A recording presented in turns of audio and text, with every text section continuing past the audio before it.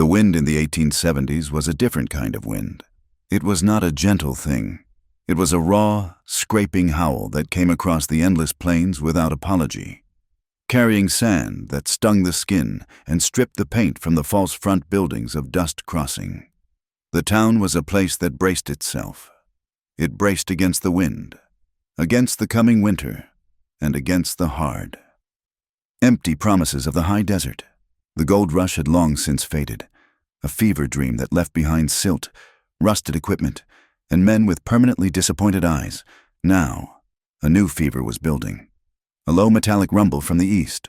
The Peregrine and Boone Rail Syndicate was pushing its iron spine west, promising to cut the continent in half, and its shadow was already falling on the land. Winter was tightening its grip. The cold was not just in the air, it was in the bone. It lived in the floorboards of the shack at the edge of town where Eliza Hart lived. At 19 years old, Eliza felt ancient. Her mother was 3 years gone, taken by a lung fever that had thrived in the damp, cold shack. Her passing had left Eliza in the sole care of her uncle, Abner Hart. Abner was a man shriveled by his own greed. His days spent complaining about the fortune he had never found and the work he had always avoided. Eliza's hands were a map of her life. They were calloused from the handle of the axe, raw from the harsh lye soap, and nicked from the skinning knife. She hauled the water, scrubbed Abner's filthy clothes, split the wood, and cooked the meager, tasteless meals that earned her only his scorn. Yet, for all the roughness of her hands, her heart remained a closed, untouched thing. She was innocent, not of hardship, but of affection. She knew nothing of a man's touch that was not a shove, nothing of a voice that was not a demand. Her entire existence was framed as a debt she owed Abner for the roof over her head, a roof she herself maintained. She was, in every way that mattered, his property. Her dreams were simple to escape, not just the shack, but the crushing daily reality of being owned. Miles away, where the flatlands finally gave up and buckled into the high mesas, Keda watched the same pale, unforgiving sky. He was a young man, but his stillness was that of an old warrior. He was Comanche. He carried the heavy responsibility of being a survivor.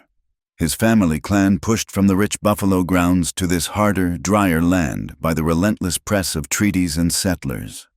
He was quick and lean, his movements measured, his eyes calm but missing nothing. He understood the white man's tongue. He had learned it in the trading posts, exchanging cured hides for flour and bullets, listening more than he ever spoke. He knew their words for promise and land and law, and he knew how easily those words broke. Dust Crossing itself was a single, wide scar of a street, thick with mud in the spring and choked with dust the rest of the year. It was a desperate stew of humanity. There were migrants heading west, their wagons and hopes already failing. There was the blacksmith, his hammer the only reliable heartbeat in town. There were cowhands, thick with trail dust and cheap whiskey, and the women in the Last Chance Saloon, who poured the drinks with hard, knowing eyes. The town lived in the shadow of two great landmarks. To the far west, Horsehead Canyon split the earth, a place of red rock and dangerous echoes. To the north, rising flat and high against the sky, was the mesa of blue sage. To the settlers, it was just a rock. To Keda's people, it was the sacred high ground, the place they went for ceremonies, the place where the water that fed the hidden springs was honored. The talk in the saloon was no longer of gold. It was of iron, the railroad. Men argued over the surveyors from the Peregrine and Boone, who were driving stakes into land that was not theirs to claim. They argued over water, a thing more precious than any metal. When a homesteader's cattle turned up missing, or a stream was fouled, the whispers in the saloon always pointed in one direction. The hired guns, their pistols heavy at their hips, were quick to blame the natives. It was an old, easy fear, and it served the men who paid them. Two men in Dust Crossing fanned those flames. The first was Silas Boone, who wore the tin star of the town sheriff. The star was a convenience, a piece of metal that gave him the power to serve his real masters. Boone was on the payroll of the Peregrine and Boone Rail Syndicate. He was their enforcer, ensuring the railroad's path was cleared by any means necessary. His partner was Miles Rook. Rook owned the general store, the Last Chance Saloon, and the town's only bank, which was really just a heavy iron safe in his back office. Rook was a man made of dry parchment and sharp angles. He never raised his voice. He did not need to. He was a master of the ledger. He extended credit to the ranchers and farmers, knowing they would fail. He was a patient spider, tightening his web of debt, waiting for the drought or the hard winter. When a man could not pay, Rook would foreclose, taking the land for pennies.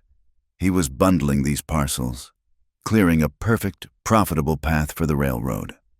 Inside the Last Chance Saloon, the air was thick with smoke and the smell of stale beer. In a dark corner booth, Sheriff Boone leaned his bulk back, his star dull against his vest. "Abner Hart," Miles Rook said. His voice was thin, like dry leaves skittering across a floor. He was looking at a small black notebook. "His note is 6 months past. The man has no cattle. His land is worthless, and he drinks what little he earns." Boone grunted, wiping foam from his mustache. "So kick him off. It is not like he will fight back." "Patience, Sheriff," Rook murmured, his cold eyes never leaving the page. "The land is worthless. Yes, but the railroad requires that specific parcel. It controls the only easy grade up to the pass. They will pay handsomely for it." "Hart will not sell." Boone said, "He is too stupid. He thinks he will find gold under his woodpile one day." "He will not sell," Rook agreed. He closed his notebook with a soft, final thud. "But he will trade. I have been appraised of his assets. He has one, a niece, 19 years old, I believe, healthy." Boone stopped, his mug halfway to his mouth. A slow, ugly understanding spread across his flushed face. "Rook, you are a cold bastard. I am a businessman, Sheriff. You are the law. I suggest you remember which side of the ledger you are on. The railroad appreciates loyalty." Rook slid a single silver dollar across the scarred table. "Your whiskey." Boone looked at the coin, then at Rook's empty face. He swept the dollar into his huge palm and nodded. "The law," he said, his voice low, "is whatever we say it is." Eliza knew nothing of this. Her life was a circle of chores, broken only by Abner's demands. "Girl," he would shout, his voice sharp with impatience. He never used her name. "Girl, this stew is thin as ditch water. Girl, the fire is low." He sat by the stove, nursing a bottle. While she toiled, she had learned long ago that silence was her only defense. She moved through the tiny shack with a quiet grace, making herself as small as possible, her thoughts her only private space. She owned nothing but the faded calico dress she wore and a small wooden comb that had belonged to her mother. She saw Keta only once before her life was torn open. It was a cold, bright afternoon at the horse market. Abner had dragged her to town to haul sacks of grain and tobacco. The market was a churning mess of mud, livestock, and loud, arguing men. Eliza stood by the wagon, her arms aching, trying to be invisible while Abner haggled with a vendor over a few cents. And then she saw him. He was not part of the chaos. He stood near the livery, a figure of absolute stillness. He was not there to buy or sell. He was watching. He was dressed in clean buckskin, his black hair braided. He was separate, a piece of the mesa brought to town. His gaze swept the yard, sharp and assessing, and for one long, impossible second, his eyes met hers. Eliza's breath hitched. She was used to being looked at, to the hungry, dismissive glances of the cowhands and the pitying stares of the townswomen. This was not that. Keta's look was not an invasion. It was a simple, profound act of seeing. He saw her. He saw the girl by the wagon, the exhaustion in her shoulders, the strength in her chapped hands, the weariness in her eyes. And she, in turn, saw him. She saw the intelligence in his face, the deep, settled calm that seemed to come from the earth itself. It lasted maybe 3 heartbeats. A horse snorted, a man shouted, and Keita turned his head. The connection was broken, but it had happened. That night, banking the embers in the stove, Eliza held that look in her mind. It was a small, secret warmth against the bitter cold. It was the first time in her 19 years she had felt truly visible, not as a girl or a niece or a servant, but as a person. She wondered what it would feel like to be that still, to look at the world as if you had a place in it that was yours by right. She wanted freedom, though the word was so large she could barely imagine its shape. She wanted a choice. She wanted a family that was not a prison, a home that was not a cage. She did not know that Miles Rook had already visited her uncle. She did not know that a deal had been struck, a debt settled. She did not know that her life, the only one she had ever known, was over. Outside, the wind howled, and it sounded like the future, rushing toward her in the dark. The morning broke gray and brittle. Eliza was on her knees, scrubbing the floorboards with a harsh lye soap, when the heavy boots sounded on the porch. Abner, who was nursing his first bottle of the day, looked up with a nervous, hunted expression. He knew the sound of Miles Rook's boots. The door opened without a knock. Miles Rook stepped inside, bringing a chill with him. He was not alone. Behind him stood the man from the horse market, the Comanche, Keita. He was still, his presence seeming to suck all the noise from the small room. Beside Keita stood a smaller, greasy-looking white man with shifty eyes and a thin, wet smile. He was the translator, a man named Finn, who drifted between the two worlds, trusted by neither. Eliza kept her head down, her knuckles raw in the freezing water. She tried to make herself small, to disappear into the floorboards. She was used to being ignored during Abner's pathetic business. "Abner," Miles Rook said. His voice, as always, was devoid of warmth. "Your note is 6 months past due. The time for extensions is over." "I will get it, Mr. Rook," Abner whined, his voice cracking. "I just need a little more time. A week, 2 weeks. I had a lead on a good trapping line." "You have no trapping line," Rook said flatly. "You have no credit. You have nothing. The bank is foreclosing. This shack, this worthless patch of dirt, is mine as of noon." Abner's face went pale. "You cannot—" "Where will I go?" "I do not care," Rook said. He gestured with one thin hand toward Keita. "However, this man, Keita, has made an offer, a way for you to clear your debt entirely. He is prepared to assume it." Abner looked at Keita with disbelief. What does he want? I have nothing." Rook's cold gaze drifted, for the first time, to Eliza. It rested on her like a physical weight. "Oh, I think you do," Rook said. "He will take the girl." The scrub brush fell from Eliza's hand. It hit the wooden bucket with a hollow splash. The lye water stung a fresh cut on her palm, but she did not feel it. The world had tilted. She looked up, her heart a cold stone in her chest. Abner was staring at her. She saw no horror in his eyes. She saw no protective fury. She saw calculation. He was weighing his shack against his niece. The calculation did not take long. "What do you mean, take her?" Abner asked, his voice suddenly shrewd. Finn, the translator, stepped forward, eager to perform. He and Keita spoke for a moment in a language Eliza had never heard. Keita's voice was low and steady. "He will marry her," Finn said, his smile widening, showing brown teeth. "A legal arrangement. He takes her. You keep the shack. Your debt is wiped clean." "Marry," Abner scoffed. "A Comanche." "And," Rook added, pulling a small folded paper from his pocket, "he will provide you with 3 barrels of flour, and—" Rook's smile was almost invisible. "He will grant you temporary rights to hunt on the northern ridge." That was the hook. Abner's eyes lit up at the mention of hunting rights. He saw himself free of debt and full of food, all without lifting a finger. He looked at Eliza. She was just another mouth to feed, another burden. "Draw up the paper," Abner said, his voice thick with relief. "It is already drawn," Rook said.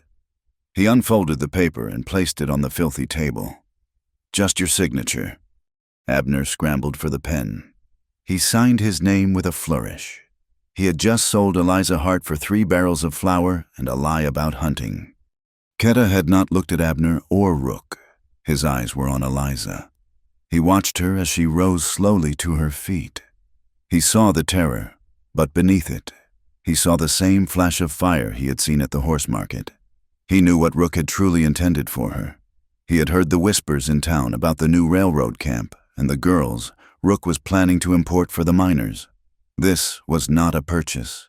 It was a rescue. By taking her as his wife, under the white man's law, he was also staking a claim. The land Abner had just forfeited was worthless. Except for one thing, it bordered the creek that fed the mesa of blue sage. The railroad wanted that water. Keta was using their own laws, their own pieces of paper, against them. He was buying a voice in the fight to protect the sacred springs. "Well, girl," Abner said, trying to sound like a generous guardian. "Go on. Get your things." Eliza looked at him. Her voice was a dry, rasping whisper. "I have nothing to pack." This was the moment, the pivot of her entire life. She could scream, she could fight, she could weep. If she did, Abner would help them tie her hands. She knew it. She looked at Abner's hateful, cowardly face. She looked at Rook's empty, reptilian eyes. She looked at Keta, who stood by the door, his face unreadable but his gaze steady upon her. This shack was death. It was a slow, grinding submission until nothing was left of her. Outside that door was the unknown. It was terrifying. It was a leap into a darkness she could not comprehend. But it was, for the first time in her life, a choice. It was a terrible, desperate choice, but it was hers. She reached behind her and untied the strings of her stained, damp apron. She let it fall to the floor, a sodden heap on the boards she had just scrubbed. She would not scrub them again. She walked past Abner. She walked past Rook. She stopped 2 feet in front of Keta. Her entire body was rigid with a fear so cold it burned. But she had moved her feet. She had walked. She had chosen. Keta nodded. "Once." He turned and stepped out of the shack. Eliza followed him into the biting wind. The main street of Dust Crossing was a river of mud and misery. As they walked toward the center of town, she could feel the eyes. The translator, Finn, had evidently run straight to the Last Chance saloon to brag about his role. The bat-wing doors were thrown open, and a crowd of gamblers and bored cowhands spilled onto the boardwalk, whiskey glasses in hand. "That is her," Finn shouted, pointing. "Old Man Hart's niece sold her straight up to a Comanche." A roar of crude laughter went up. "Hey, Boone!" one of the cowhands yelled to the sheriff, who was leaning against a post, watching the scene with lazy amusement. "You gonna let that happen, a white woman?"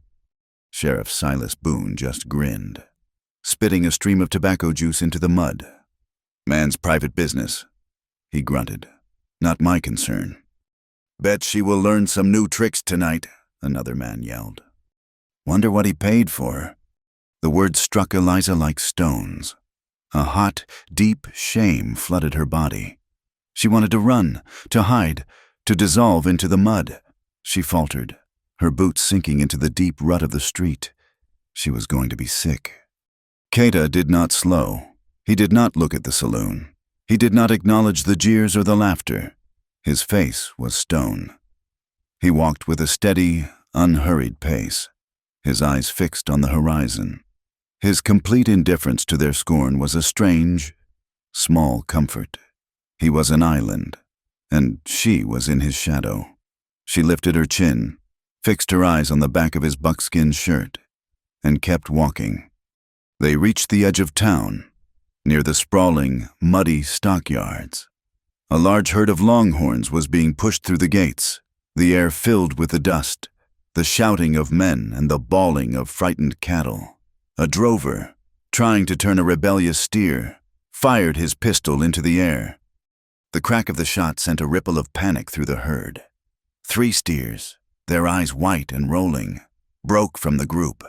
They bellowed, their hooves churning the mud, and charged directly toward the path where Eliza and Keta walked. Eliza froze, her mind blank with terror. Keta moved.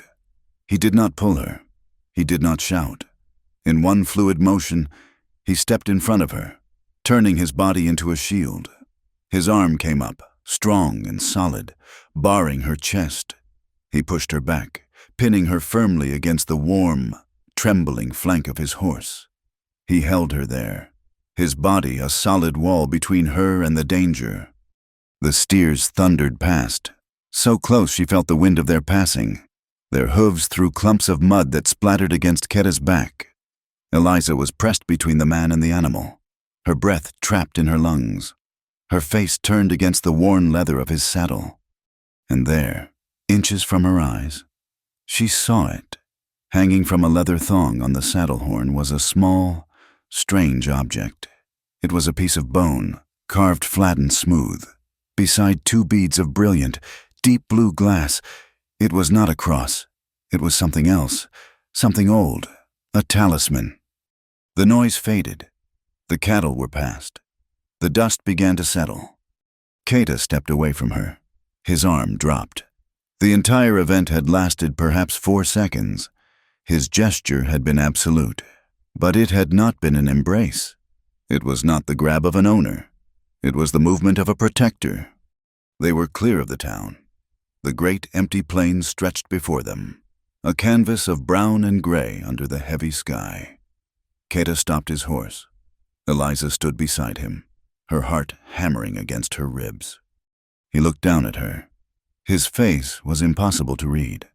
When he spoke, his English was slow, each word carefully chosen, as if he were tasting it. "They look at you," he said, his voice low. He nodded back toward the town. "Like you are a thing, like he." A nod toward the shack. "Owned you, like I." He tapped his own chest with 2 fingers. "Own you." Eliza flinched. This was it, the statement of her new reality. "I do not," he said. Eliza looked up at him, her eyes wide with disbelief. "This is not why—" He paused, searching for the words. "I will not touch you. I will not." He seemed to discard a word. "I will not touch you. Not until you ask me to." She stared at him, unable to comprehend. The men in the saloon had painted a brutal picture of her night. Abner had sold her into that picture. And this man, this stranger, was offering her a choice. The one thing she had never been allowed. The one thing she craved more than food or warmth. She could not find her voice. She could only nod. A small, jerky movement of her head. Keta looked at her for 1 moment longer, then swung up onto his horse in a single, powerful motion. He did not offer her a hand. He did not invite her to ride. He nudged the horse forward at a slow walk. She understood. This was not a rescue into a soft life. It was an escape. She would have to earn her place. She would have to be strong. She took a deep breath of the cold, clean air, and she began to walk. She walked beside his horse, leaving dust crossing behind her forever. Back in the town, Sheriff Boone watched them go, a small, dark shape moving against the vastness. He took a long drag from his cigar. "Well, is not that interesting?" he muttered. He mounted his own horse. He would ride out later. Not too close. He just wanted to see exactly where the Comanche camp was. The railroad, he knew, would pay well for a good map. In his office, Miles Rook made a final entry in his ledger. The Abner Hart account was officially closed.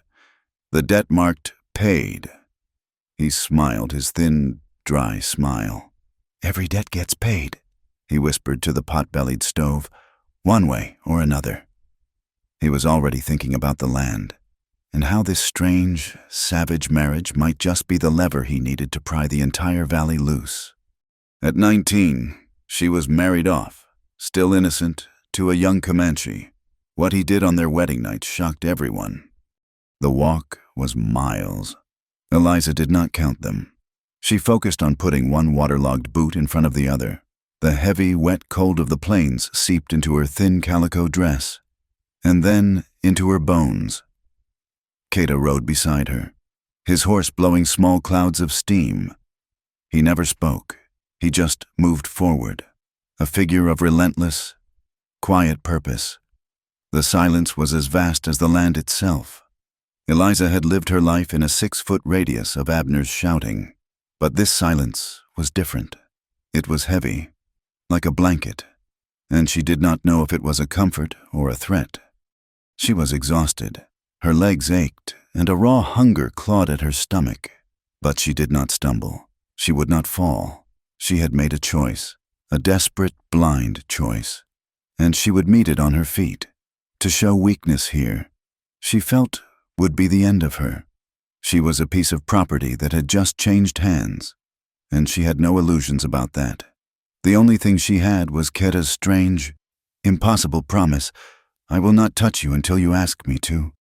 She held on to those words like a small, cold stone in her fist, as the sun bled out of the sky, turning the gray clouds to a bruised purple.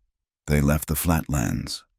Keta led them into a shallow, winding canyon, the rock walls rising up to shelter them from the constant, scouring wind.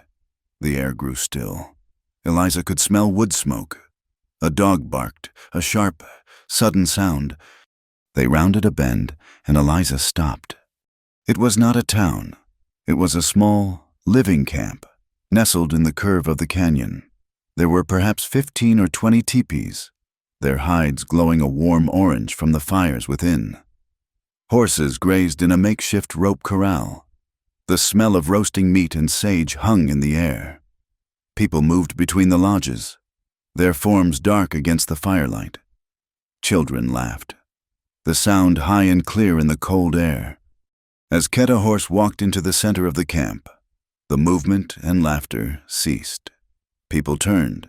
They emerged from their teepees, their faces unreadable in the dusk. They stared at her. They stared at the white woman, her hair plastered to her head with mud and sweat, her dress torn at the hem. Walking beside Keta, Eliza felt the weight of 100 eyes. This was worse than the saloon. The saloon was a known hatred. This was a deep, profound unknown. These were the people the men in Dust Crossing called savages, the ones blamed for every missing cow and every dry well. And she had just walked into their home. Keta swung down from his horse. He spoke to an older man who approached him, his voice low. The man's gaze flickered to Eliza, sharp and assessing, before he nodded and walked away. A young woman, not much older than Eliza, stepped forward. She was beautiful, with sharp eyes and a mistrustful set to her mouth. She looked at Eliza as if she were something unclean. The woman spoke to Keta, her words a quick, sharp question. Keta answered her in a single, quiet word. The woman's eyes snapped back to Eliza, her dislike now open, a physical force. "Come," Keta said to Eliza. He led her toward a large, central fire that crackled and spat, sending sparks up toward the first stars. An old man sat on a thick buffalo robe near the flames. His face was a map of deep lines, his hair the color of the snow that would soon come. He was the elder. Beside him sat a younger man, perhaps Keta's age, who looked at Eliza with a simple, guarded curiosity. Keta stood before the elder and spoke. He spoke for a long time, his voice steady, reciting what sounded like a history.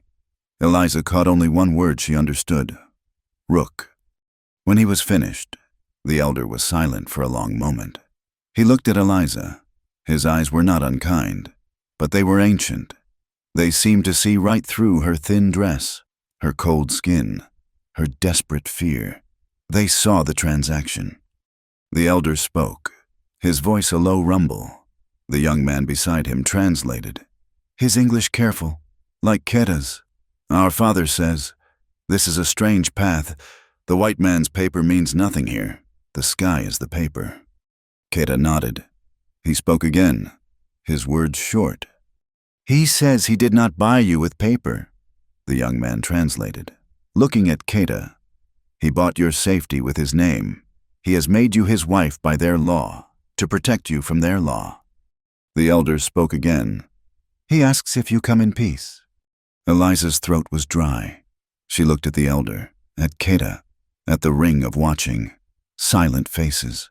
I have nowhere else, she whispered. I mean no harm. The young man translated.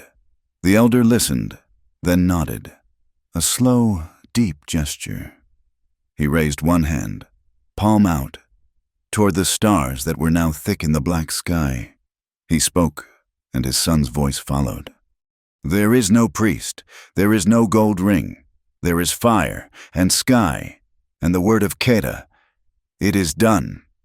You are his. You are one of us. For now, go. That was it. Her wedding. No vows, no promises, no white dress. Just an old man's words, a crackling fire, and a ring of hostile witnesses. The young woman with the sharp eyes, the one who had first approached Keda, took Eliza's arm. Her grip was not gentle. She pulled Eliza away from the fire and toward a teepee set back from the main circle. This was it, Eliza thought, her heart seizing. The promise was just words. The ceremony was over. Now, the marriage would begin. The jeers from the saloon echoed in her head. Bet she will learn some new tricks tonight. She braced herself, her body rigid, her mind numb. The woman pushed her through the hide flap into the teepee. It was dark inside, lit only by the low glow of dying embers in a central fire pit. 2 other women were inside, an older woman and a young girl. They looked up as Eliza entered, their faces as cold and unwelcoming as the first. Eliza was shoved toward a pile of furs in the back. She sat, pulling her knees to her chest. She was property again. She waited. She did not know how long she sat there, listening to the muffled sounds of the camp and the beating of her own heart. 1 hour, 2, the other women in the teepee lay down and wrapped themselves in blankets, their backs to her. She was alone, in the dark, waiting for the flap to be pulled back, waiting for her husband. It finally happened. The flap moved. Keda ducked inside. Eliza's breath stopped. She squeezed her eyes shut. She was a stone. She was a tree. She was not there. She heard him move. She heard the soft sound of something heavy being placed on the ground. She waited for his hand to grab her, to drag her from the furs. It did not come. She opened her eyes, a tiny slit. He was standing near the entrance. He had placed a thick folded bedroll on the ground near her. He looked at her, his face shadowed, but his eyes visible in the dim light. You sleep here, he said, his voice a low rumble. Safe. He gestured to the other women, who were pretending to be asleep. My sister, my aunt, they are here. Eliza could not speak. She could only stare. Keda held her gaze for a moment. He seemed to understand the terror that was choking her. He nodded, once, as if confirming his own words. Then he turned, ducked, and was gone. The flap fell closed. Eliza sat, stunned. For another full minute, she was shaking so badly her teeth chattered. It was a trick. He was waiting outside. He was testing her. She crawled silently, like a hunted animal, across the hard-packed earth to the teepee entrance. Her hands were trembling. She lifted the edge of the hide, just an inch. She saw him. He was not waiting to pounce. He was laying his own thin blanket on the cold, hard ground just outside the entrance. The wind was sharper here, and he pulled the blanket up. But it was not enough. He sat for a moment, his back to her, a solid, dark shape against the firelight of the camp. Then he unstrapped the knife from his hip. He laid it on the ground beside his blanket, the blade pointing away from her. out into the darkness of the camp. He was not guarding her from escape. He was guarding her from attack. Eliza let the flap fall. She crawled back to the pile of furs. This was the shock, not the brutality she had expected, not the crude fulfillment of a bargain, the claiming of goods. The shock was this honor, this impossible, quiet act of respect. The men in the saloon had laughed at her. Her own uncle had sold her. She had braced herself for the worst of all men, and she had received, from a man they called a savage, the first true act of decency in her entire life. She put her head down on the furs, and for the first time since her mother died, Eliza's heart wept. They were not tears of fear or of sadness. They were hot, silent tears of a profound and painful confusion. She woke to the smell of smoke and the sound of a horse neighing. She was stiff, cold, but she had slept. She had slept without fear. She sat up. The other women were already gone from the tepee. She was alone. She pushed the flap open and stepped out into the gray, sharp light of morning. The camp was alive. Keta stood near the horse corral, speaking with the elder's son. He saw her, but he did not approach. He just watched, his face as still as it had been at the horse market. Eliza stood awkwardly, not knowing where to go, what to do. She was a stranger, an outcast. She wrapped her arms around herself, shivering. Keta finished his conversation and walked toward her. He stopped a few feet away. He was holding something. "You are cold," he said. It was a statement, not a question. She nodded. He held out his hand. On his palm was not a blanket or food. It was a long, simple leather tie, like the ones that held his own braids. But this one was different. Woven into the leather were 3 small, brilliant blue beads. They were the color of the sky in deep summer, the color of the talisman on his saddle. "This," he said, "for your hair. It will keep it from the wind." Eliza looked at the simple object. It was more beautiful than anything she had ever been given. "It is not," Keta said, searching for the word. "To own. It is to protect. The color. It protects." She reached out, her fingers trembling, and took it from his palm. The leather was warm from his hand. The beads were smooth and cool. She did not put it in her hair. She clutched it in her fist. She looked up at him. She wanted to say something. She had no words. She remembered one word. It was a word she had heard the elder speak. "Ta," she whispered. It was clumsy. The sound was wrong in her throat. "Ta, vo." "Thank you." Keta's face did not change, but the stillness in his eyes seemed to warm. Just for a second. He nodded. "Come," he said. "There is food." The tension had not vanished. It was still there, a thick, high wall between them. But in that wall, a single, small stone had just been loosened. As she followed him toward the fire, the young woman who had brought her to the tepee, his sister, he had said, walked past. The woman, whose name was Anata, looked at the hair tie in Eliza's hand.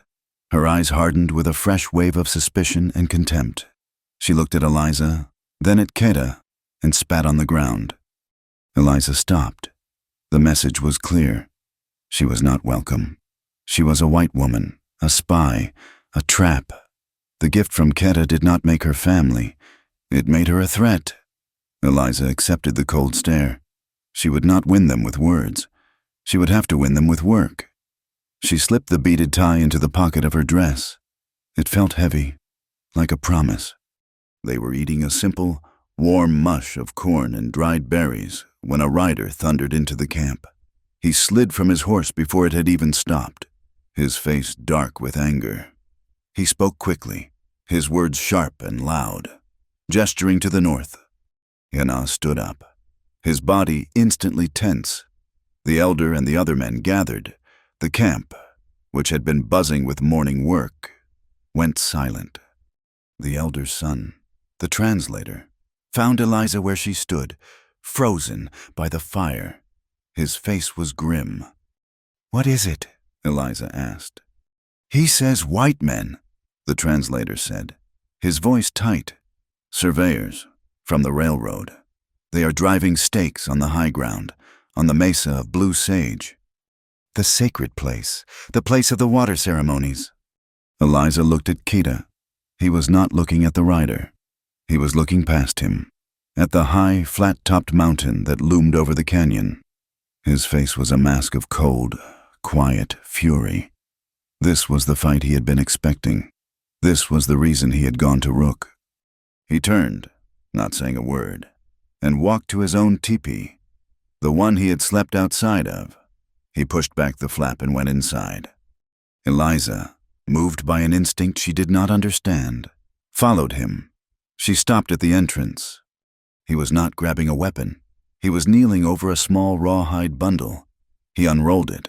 Inside, protected by a layer of soft rabbit fur, was a piece of hide. It was old, cracked, and brittle at the edges.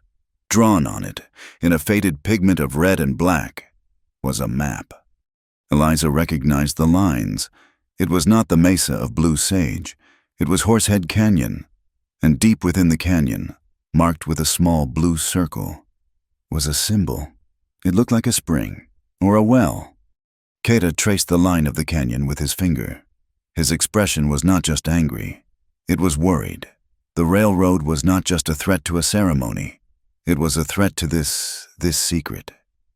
He looked up and saw her standing there, watching him. His eyes went flat. In one swift motion, he rolled the map and secured it, tucking it deep inside his shirt. He rose and faced her, a stranger once more.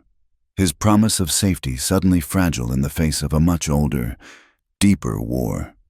He did not move. He stood in the opening of his teepee, the rawhide map a hidden weight against his ribs.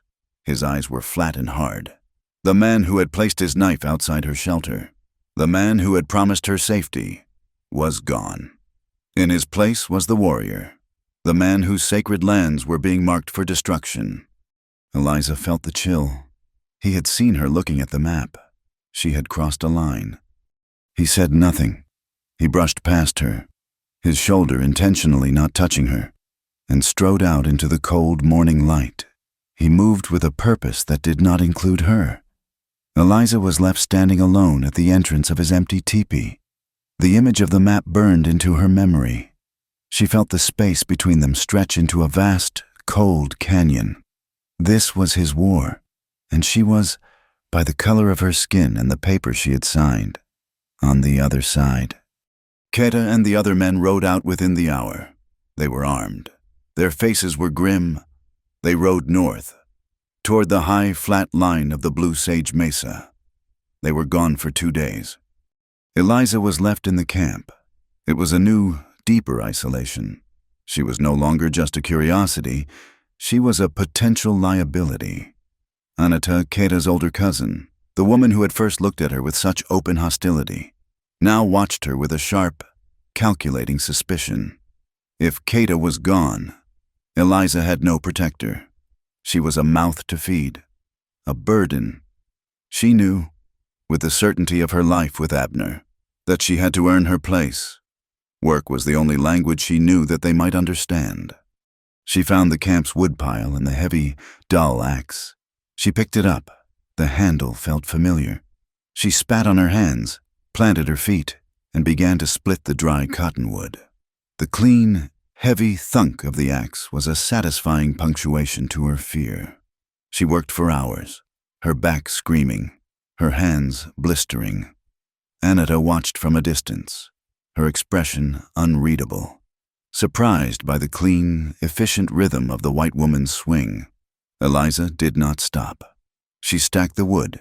She hauled water from the icy stream until her arms felt pulled from their sockets, and she scrubbed the greasy cooking pots with sand and cold water until her knuckles were raw. She worked with a silent, desperate fury. On the 3rd day, the men returned. Their horses were tired. The men were grim. The surveyors were gone. But the wooden stakes, sharp and yellow against the brown grass, remained. They had also left a notice, nailed to a sacred, wind-twisted pine. It was a legal document from the Peregrine and Boone Rail Syndicate, claiming the land by right of survey. Keta found Eliza near the central fire, kneeling, trying to light the tinder for the evening meal. Her hands were clumsy with new blisters, and the damp tinder only smoked, stinging her eyes. She was failing. He stopped, watching her frustration. He saw the new blisters on her palms. He knelt beside her, not speaking. He gently pushed her hands aside. From a pouch at his belt, he pulled a small, dry, fibrous bundle. It was shredded sagebrush bark. He scraped his flint, and a single spark caught the tinder. It bloomed instantly into a clean, hot flame. He did not look at her. He simply left the remaining bundle of tinder beside her and walked away. It was a lesson, not a gift. The lessons became her life. She watched, she learned. She was taught, wordlessly, how to tie the strong, quick knots that secured the horses. She learned to braid raw sinew into a thin, unbreakable rope. She learned which plants to gather, which roots to pound. She learned to be quiet. And one evening, she taught him. She had a small bag of cornmeal, part of the provisions Keta had secured for her. She mixed it with water and a pinch of salt and cooked it on a hot, flat stone by the fire. She made thin, crisp cakes, the way her mother had taught her. She offered one to Keta. He took it, his expression guarded. He was used to the thick, dry journey bread of his people. He bit into the hot, crisp cake. His eyes widened, just slightly. He looked at the cake, then at her. He nodded. Once. Good, he said. The word was a single, small stone dropped into the well of their silence. A bridge was being built, one piece of cornmeal at a time. Anata remained the hardest wall. Keta's cousin saw Eliza as the living symbol of the people driving stakes into their holy ground. Eliza did not try to win her with words. She worked beside her. They scraped hides together, a brutal, back-breaking job. Eliza's hands, already raw, began to bleed, but she did not stop. One afternoon, Eliza saw Anata struggling to mend a thick buffalo robe. The hide was too tough, and her bone awl was not sharp enough. Eliza went to her small bundle of possessions, the only thing she had in the world. She took out her mother's small, steel needle and a tarnished silver thimble. She held them out to Anata. Anata looked at the tiny, sharp steel needle. She looked at Eliza's bleeding hands. She looked at her face, which was blank with exhaustion, not pity. Anata took the needle. It slid through the tough hide as if it were cloth. The repair that would have taken an hour was done in minutes. That evening, as Eliza sat by the fire, her hair, unwashed and tangled, fell into her face. She tried to push it back, her fingers clumsy from her blisters. Anata came and stood behind her. Eliza tensed, expecting a blow or a harsh word. "Turn," Anata commanded. Her voice was not gentle, but it was not cruel. It was simply an order. Eliza turned, her back to Keta's cousin. She braced herself. She expected the sharp, painful yanking of a comb. Instead, Anata's fingers were surprisingly careful. She used a smooth wooden comb, working slowly through the tangles. Her touch was firm, impersonal. Then, she began to braid. It was not the simple, three-strand braid Eliza knew. It was a tight, intricate pattern, pulling the hair securely back from her scalp, weaving it close to her head. It felt secure. It felt clean. When she was finished, Anata simply got up and walked away. Eliza slowly raised a hand to her head. She touched the tight, complex braid. It was the first human touch she had received in all her 19 years that was not meant to harm, to shove, or to take. It was a real, true, human act. She sat very still, letting the feeling sink in. The children were the next to notice her. They had watched her from a distance, small, dark-eyed shadows. One day, a little boy, no more than 5 years old, sat by the fire, his face tight with frustration. He had torn his moccasin on a sharp rock. Eliza sat near him. She did not speak. She simply held out her hand. He hesitated, then gave her the moccasin. With her steel needle and a thread of sinew, she stitched the tear. Her stitches were small, tight, and even. The same stitches she had used to mend Abner's shirts for a decade. She handed it back to him. He looked at the repair, his eyes wide. He grabbed the moccasin and ran away. The next day, he brought his older sister, who had a tear in her sleeve. Eliza mended it, from her small bundle. Eliza had one last secret, a small, hard cone of brown sugar she had managed to save from Abner's shack. She broke off 2 tiny pieces, no bigger than a fingernail. She gave one to the boy and one to his sister. Their eyes lit up. They had tasted the sweetness of berries, but this sharp, manufactured sweetness was a new magic. They smiled. It was the first time anyone in the camp, besides Kata, had truly smiled at her. Soon, the other children grew brave. She mended their clothes. She taught them the English words for bird and river. They, in turn, taught her the Comanche word for rabbit and friend. She was no longer just the white woman. She was the mender. She was the sugar bringer. The true test came on a hot, windy afternoon. Kata and several men were moving the camp's precious horse herd to a patch of new grass. Eliza, who had proven she could ride, was on a quiet mare, helping to keep the herd from straying. Anita was there, as was the small boy whose moccasin she had mended. He was riding double with his father. They were moving through a shallow, wide arroyo when the sound came. It was not thunder. It was a low, steady rumble that Eliza felt in her teeth. The ground was vibrating. Kata reined in, his head up, his nostrils flared. He sniffed the air. "Cattle," he said, his voice sharp. "Many, fast." Eliza looked to the ridge. A wave of brown and white, a forest of horns, was pouring over the edge. It was a massive herd of longhorns, pushed by the wind or perhaps by careless drovers. They were not being driven. They were stampeding, and they were flooding the arroyo, heading directly for the horse herd. Panic erupted. The Comanche horses, sensing the terror, began to scatter. The men shouted, trying to turn their mounts. The little boy, terrified by the noise and the sudden movement, slipped from his father's horse.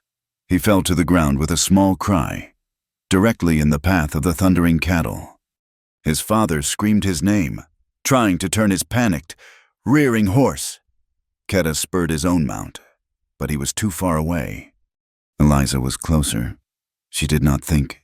She dug her heels into her mare, pulling the horse's head around. She remembered Abner's stubborn mule, the way it only responded to a fury greater than its own. She ripped the heavy wool cloak Anita had given her from her shoulders. She rode straight at the boy, leaning low from the saddle. She hooked her arm around his small body, pulling him up with a gasp, his weight nearly dragging her down. She settled him in front of her, but the cattle were upon them. They were only seconds away. She could not outrun them. Eliza reined her mare in so hard the horse sat back on its haunches. She turned the horse to face the stampede. She raised the heavy wool cloak, waving it wildly, screaming at the top of her lungs. She made herself and the horse a single, flapping, terrifying creature. The lead steers, their eyes white with panic, saw the strange, screaming, flapping thing in their path. They hesitated. They broke their stride. They veered sharply to the left, splitting the herd. The cattle behind them followed, a thundering river of horns and hooves that divided and poured past them on both sides. Eliza was left in the sudden, echoing quiet. She was splattered with mud, her mare trembling so hard it could barely stand. The little boy was clinging to her, sobbing into her chest. Kata rode up, his face pale beneath his tan. He looked at her. He looked at the boy, safe in her arms. He looked at the cloak clutched in her hand.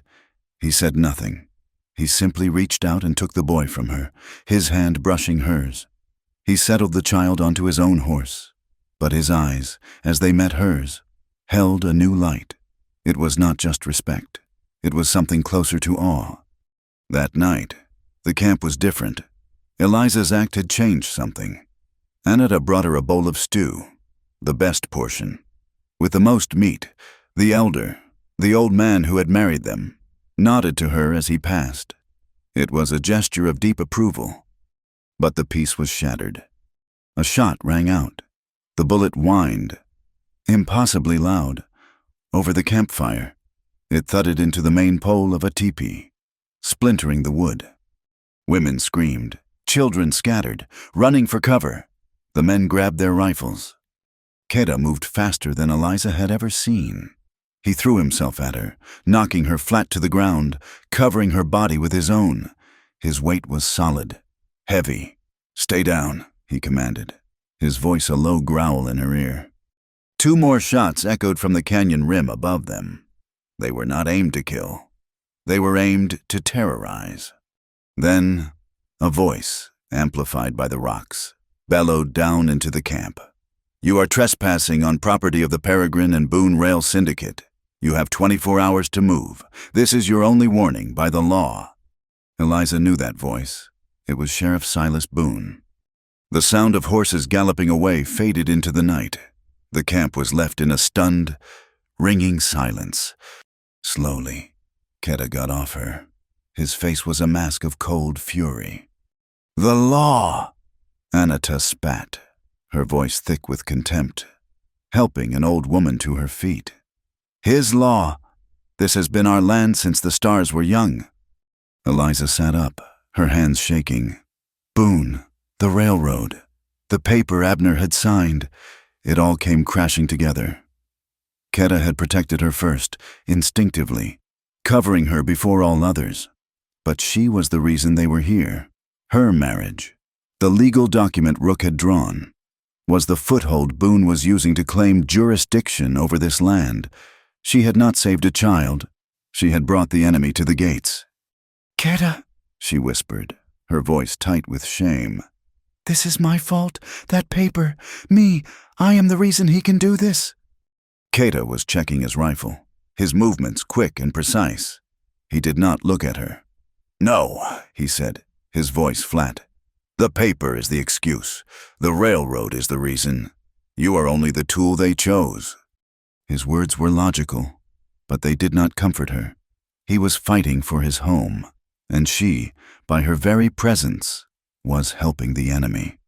Keda, too, was torn. He looked at her, this strange white woman who now wore her hair in a Comanche braid, this woman who had faced down a stampede to save one of his cousin's children. He felt a powerful, protective pull toward her that had nothing to do with the law or paper. It was a feeling that frightened him. He was a warrior, responsible for his people. How could he divide his heart? How could he choose between his clan and this woman who was fast becoming his? Later, when a tense quiet had settled over the camp, Eliza was trying to secure the torn flap of the teepee she shared with Anita and the old woman.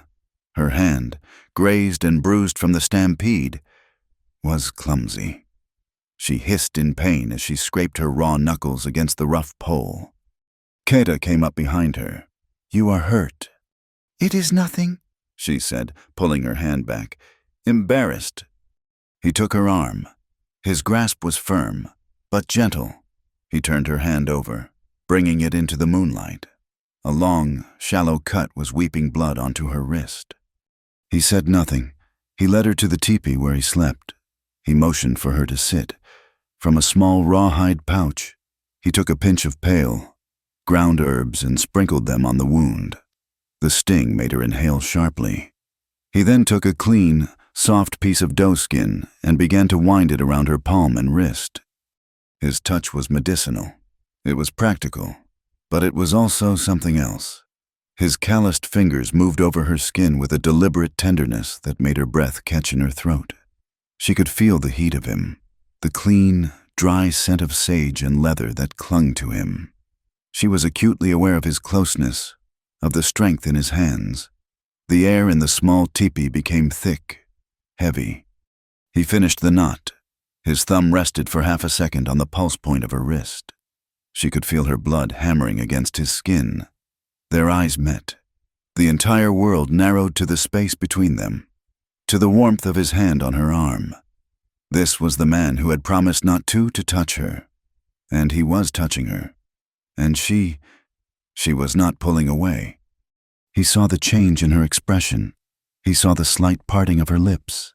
He saw the fear that was always there, but beneath it, the new, hesitant flicker of a different emotion. He held her gaze. He was her husband. He could have leaned in. He could have claimed the right his culture and hers would have given him. Instead, he kept his promise. He slowly, deliberately, released her hand. He sat back on his heels. The space between them filled with cold air again, but it was still vibrating. "It will heal," he said. His voice was a little rough. Eliza pulled her bandaged hand to her chest. She could still feel the imprint of his thumb. "Thank you," she whispered. He nodded, his face once again a mask. He rose and went to the teepee entrance, staring out at the darkness where Boone had been. The warning shots had changed everything. "The stakes," he said, thinking aloud. "The mesa," Eliza said, joining him, keeping a respectful distance. "No," Keta said. He was piecing it together. The aggression from Boone, the legal notice, the hidden map. The stakes are a lie. They are a distraction. "What do you mean?" "They make us look north," he said, gesturing to the high mesa. "But the railroad, it does not build over mountains if it can go around. They want the canyon. They want the easy grade." Eliza's mind flashed to the map she had seen. Horsehead Canyon. He looked at her, surprised she knew the name. And the water, the map, the old well, that is what they truly want. That is why they are so desperate. He paused, his mind racing. They would not send Boone just for stakes. They are protecting something. They are bringing in supplies, wire, black powder, rails. He looked past the camp, toward the jagged line of hills to the east. "There is an old, abandoned mining depot, Whistler Gulch. It is on the only wagon road from the east. That is where they are. That is their nest." He turned to her, his eyes no longer soft, but sharp with a warrior's purpose. "We stop that. We stop them. I ride tonight." Keta did not ride that night. A direct assault on Whistler Gulch would be a massacre. Boone had guns, wire, and the law on his side. Keta had a handful of warriors, and the truth, he knew, was a poor shield against a bullet. He needed proof. He needed a weapon that the white men would understand. He needed an ally from their world. He waited until the moon was swallowed by the high, cold clouds. He painted his face not for war, but for shadow. He slipped from the camp, silent as the mist rising from the creek. He moved toward Dust Crossing, not to the main street, but to the glowing red forge that hammered and sparked at the edge of town, long after the saloon had closed. Mr. Lyle, the blacksmith, was a man built of iron and principle. He was a large, quiet man who had come west to build, not to steal. Miles Rook had destroyed his son, forcing him off a homestead with a debt that was impossible to pay. Lyle had not forgiven. He had not forgotten. Keta tapped on the heavy oak door, a rhythm like a bird's call. The hammering stopped. The heavy bar on the inside of the door was lifted. Lyle filled the doorway, his huge frame black against the orange glow of the forge. He was sweating, his leather apron dark. He looked at Keta, not with surprise, but with a grim understanding. "I figured you would come," Lyle said, his voice a low rumble. "Boone was shooting at your camp." "He was," Keta said. "He is a dog on Rook's leash." Lyle said, "They are all on the railroad's leash. They are posting notices on land that is not theirs." "They are protecting supplies," Keta said, "at Whistler Gulch." Lyle nodded, wiping his face with a rag. "I have delivered tool steel there, barrels of black powder, spools of wire. They are building a fortress. He stepped back. Come in. Do not stand in the light. Kata stepped into the forge. It was a cavern of heat and power. I need to get inside. Kata said, I need their plans, their books, the proof that Boone is paid by the railroad, the proof that they mean to steal the water at Horsehead Canyon. Lyle stroked his graying beard. It is a fool's errand. They have guards, hired guns, Boone's men. A fool's errand is the only one I have left, Kata said. My people will not be moved again. Lyle was silent for a long time. He looked at the Comanche warrior, seeing not a savage, but a man protecting his home, just as his son had tried to do. The main warehouse is locked like a bank, Lyle said slowly. But Rook, he keeps an office there. He meets the railroad men there. He is too arrogant to hide his books. He keeps them in the office. How do I get in? You do not, Lyle said. The door is steel, the window is barred, but the old storeroom behind the office, it has a ventilation grate. It is small, rusted. I saw it last week. He looked Keta up and down. It is too small for you, far too small for me. Keta's face tightened. He understood. When he returned to the camp, the sky was just beginning to lighten. Eliza, Anata, and Lyle were waiting for him by the cold embers of the fire. He had returned to the forge, and Lyle had agreed to join him. Anata had insisted.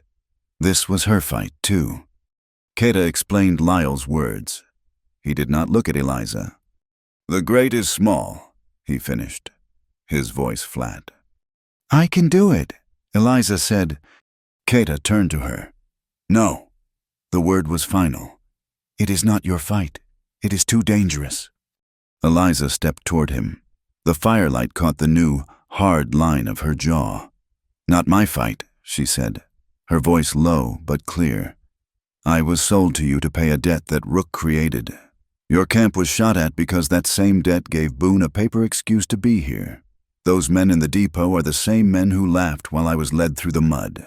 Do not tell me it is not my fight. She took a breath, holding his gaze. I am not the girl you found in that shack. I am not a burden you must protect. I am the only one who can fit through that grate. I am the only one who can read their books. You need me. Let me be the weapon. Keta stared at her. He saw the girl who had faced down a stampede. He saw the woman who had earned his cousin's respect. Anata stepped forward, placing a hand on Keta's arm. She is right, cousin, Anata said. Her voice was firm. I have watched her. She is quiet. She moves like a shadow. And she is small. I will go with you. I will watch the ridge. Lyle will handle the iron. Keta, you will guard the door. She, Anata nodded at Eliza, will be the key. Keta looked at the three of them. Lyle, the town's conscience. Anata, his family. And Eliza, his wife. This was his team. We ride tonight, he said. Whistler Gulch was a dark scar in the hills. The night was cold, with no moon to betray them. The depot was a cluster of 3 long, low buildings, surrounded by a new, gleaming fence of barbed wire. A single lantern burned on a pole near the main gate. 2 guards walked a slow patrol. Anata scaled the rocky ridge behind the depot, disappearing into the shadows. She would be their eyes. Keta, Lyle, and Eliza moved on foot, low to the ground. Lyle carried a heavy canvas roll. He found the fence line in the darkest section, far from the gate. He unrolled his tools with a pair of heavy shears. He put a piece of thick leather over the wire to muffle the sound, and with a single, powerful snap, he cut the first strand. He cut 3 and peeled the wire back, creating a low opening. He went first, then Eliza, then Keta. Keta coiled the wire back into place. It would not stop anyone, but it would not be obvious. They moved like smoke, pressed against the rough plank wall of the main warehouse. Lyle led them around the back. There, just as he had said, was Rook's office, and beside it, the storeroom. Low to the ground, almost hidden by overgrown sagebrush, was a heavy iron grate. Lyle knelt. The grate was held by 4 thick bolts. "Rusted," he whispered. He took a heavy pry bar from his roll and wrapped the end in thick cloth. He slid the bar between the grate and the stone foundation. He put his massive weight onto it. There was a low, groaning, metallic screech. Kata froze, his hand on his knife. The 3 of them listened. The wind sighed, far off. One of the guards coughed. The patrol continued. Lyle pushed again. The rust gave way. A second groan, and the grate bent outward, its old bolts pulling free from the rotting wood frame. The opening was a black, forbidding square, barely 18 inches wide. Lyle looked at Eliza. She was pale, but her eyes were steady. She nodded. She untied the heavy cloak from her shoulders. Underneath, she wore a simple dark shirt and trousers that Anita had given her. She handed Keta a small, thin piece of steel, one of Lyle's tools. "I will need this for the office door," she whispered. Keta looked at the hole. He looked at her. "Eliza, be fast." "I will," she said. She got on her stomach, took a breath, and slid into the blackness. Keta watched her go, his heart a cold knot in his chest. He and Lyle pressed themselves into the shadows on either side of the hole, their eyes scanning the darkness. Inside, it was pitch black. It smelled of dust, old flour, and mice. Eliza crawled on her hands and knees over a dirt floor. She could feel sacks of grain around her. She moved toward the thin line of light that marked the door to the office. She reached it. It was a simple plank door, but a heavy brass lock was on this side, in the storeroom. She felt for it, her fingers finding the keyhole. It was a standard, cheap lock. Abner had a dozen like it on sheds and chests he was too lazy to open properly. She had spent bored, lonely afternoons in his shed, a piece of wire in her hand, learning how they worked. She slid the thin steel tool into the lock. She felt for the tumblers. She pushed. A click, a second click. She turned the steel. The bolt slid back with a soft, oily thump. She opened the door a crack. The office was empty. A low fire burned in a pot-bellied stove, giving off a dim red light. She slipped inside, pulling the door shut behind her. It was Rook's den, a heavy oak desk, a chair lined with cowhide, a heavy iron safe in the corner. She knew she could not open the safe. She did not need to. On the desk, lying open as if its owner had just stepped out, was a thick, leather-bound ledger. Eliza moved to the desk. She looked at the open page. It was a list of names and numbers. Her eyes scanned down, and there it was, a clear entry, written in Rook's precise, spidery hand. S. Boone. Compensation, $500. S. Boone. Land clearing fees, $200. S. Boone. Incidentals, $100. This was it. The proof! Beside the ledger was a rolled map, held down by a whiskey glass. She lifted the glass. The map curled open. It was a surveyor's map, but it was not the one they had posted. This one was marked Private, P&B Syndicate, Final Route. Her blood ran cold. The iron line, drawn in a thick, angry red, did not go north to the mesa. It snaked directly west, straight into the mouth of Horsehead Canyon. And in the center of the canyon, where Keta's hidden map had shown a spring, this map had a large red circle. Written inside it were 2 words, Watering Depot. They were not just stealing the land. They were stealing the water, the sacred well. A boot scraped on the wooden porch outside the front office door. Eliza froze.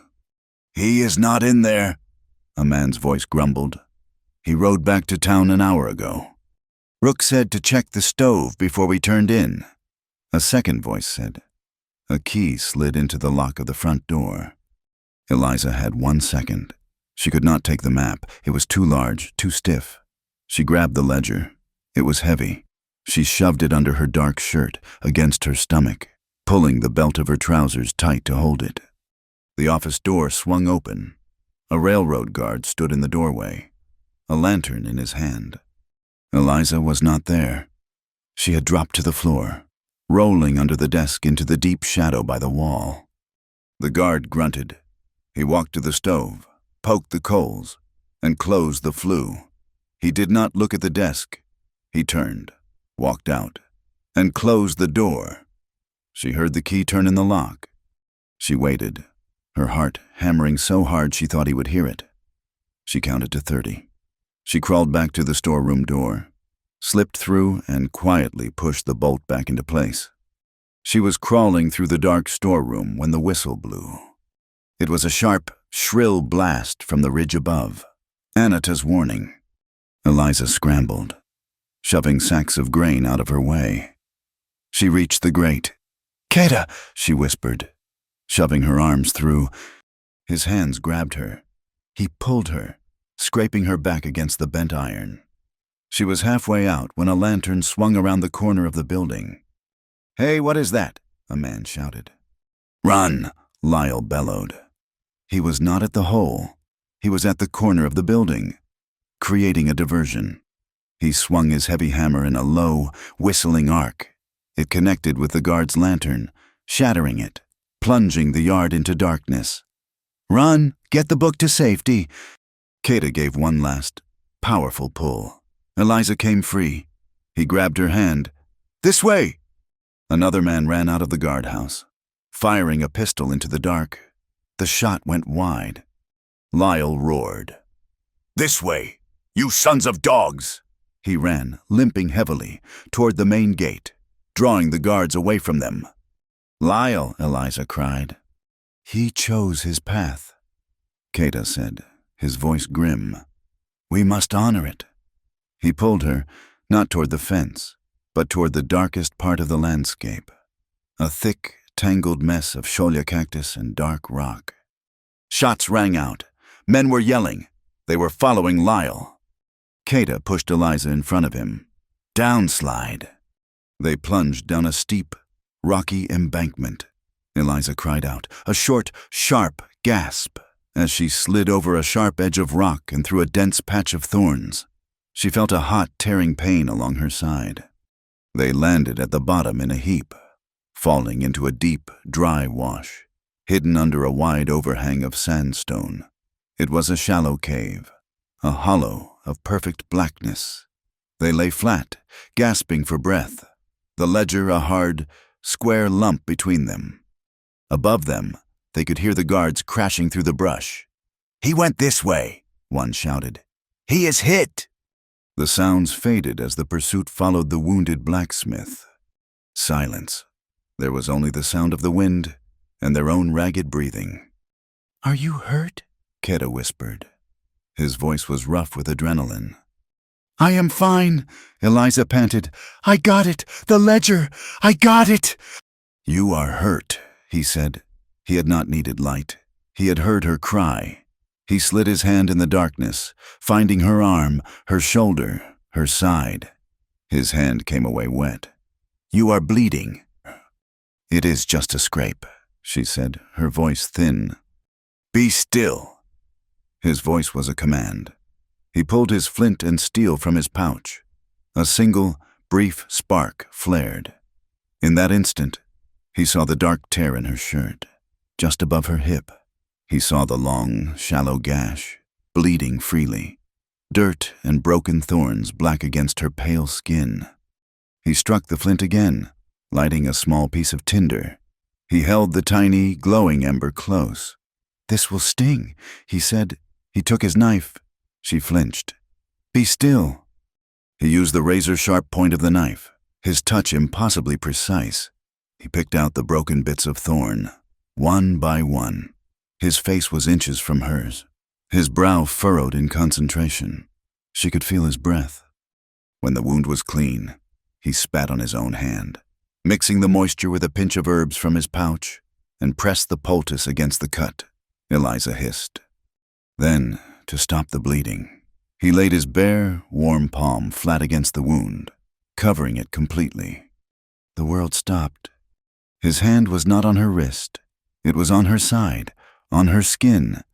His palm was a patch of living heat, sending a jolt through her entire body that had nothing to do with pain. The space in the small, dark hollow became charged, thick. She could smell the sage and leather of him. She was acutely aware of his body, pressed close to hers in the narrow space. She stopped breathing. She was looking at his face. Shadowed and close, he was looking at her mouth. He did not move. He just looked at her, and his eyes asked the question his lips did not. He was waiting. He was honoring his promise. He leaned in. It was a fractional movement. His lips were an inch from hers. Another second, another breath, and they would touch. Eliza panicked. It was too much. It was too fast. She saw Abner's face. She heard Rook's voice. She heard the laughter from the saloon. She was still, in her heart, the girl who was property. She turned her head, pressing her cheek against the cold, damp stone of the wash. Her voice was a broken whisper. I cannot. I am not ready. She waited for the anger, for the frustration, for him to pull away in disgust. He did not. He stayed exactly where he was for one long heartbeat. Then, in the darkness, she saw the corner of his mouth lift in a slow, gentle smile. It was not a smile of mockery. It was a smile of pure, profound understanding. He understood the ghosts she was fighting. He was not one of them. He pulled his hand away from her side. The heat was gone, leaving her skin cold. I know, he said. His voice was soft. He sat back, giving her space. It is enough. You were brave, Eliza Hart. You brought the truth. They made it back to the camp just before the false dawn. Anita was there, her face a mask of worry. Lyle was there too, sitting by the fire, his leg propped on a log. Anita was wrapping it in a tight bandage. You are hurt, Eliza said, rushing to him. It is a clean shot. Lyle grunted, his face pale but resolute. Went straight through the meat of my thigh. I will live. He looked at Eliza. But they saw me. They knew my face. Boone will know who helped you. Keta laid the heavy ledger on the ground by the fire. But now, he said, we have the weapon. Eliza clutched her side. The gash was a dull, throbbing fire. Lyle, your forge, your life, it is in danger because of me. Keta looked at her. No, he said. This. He tapped the dark leather of the ledger.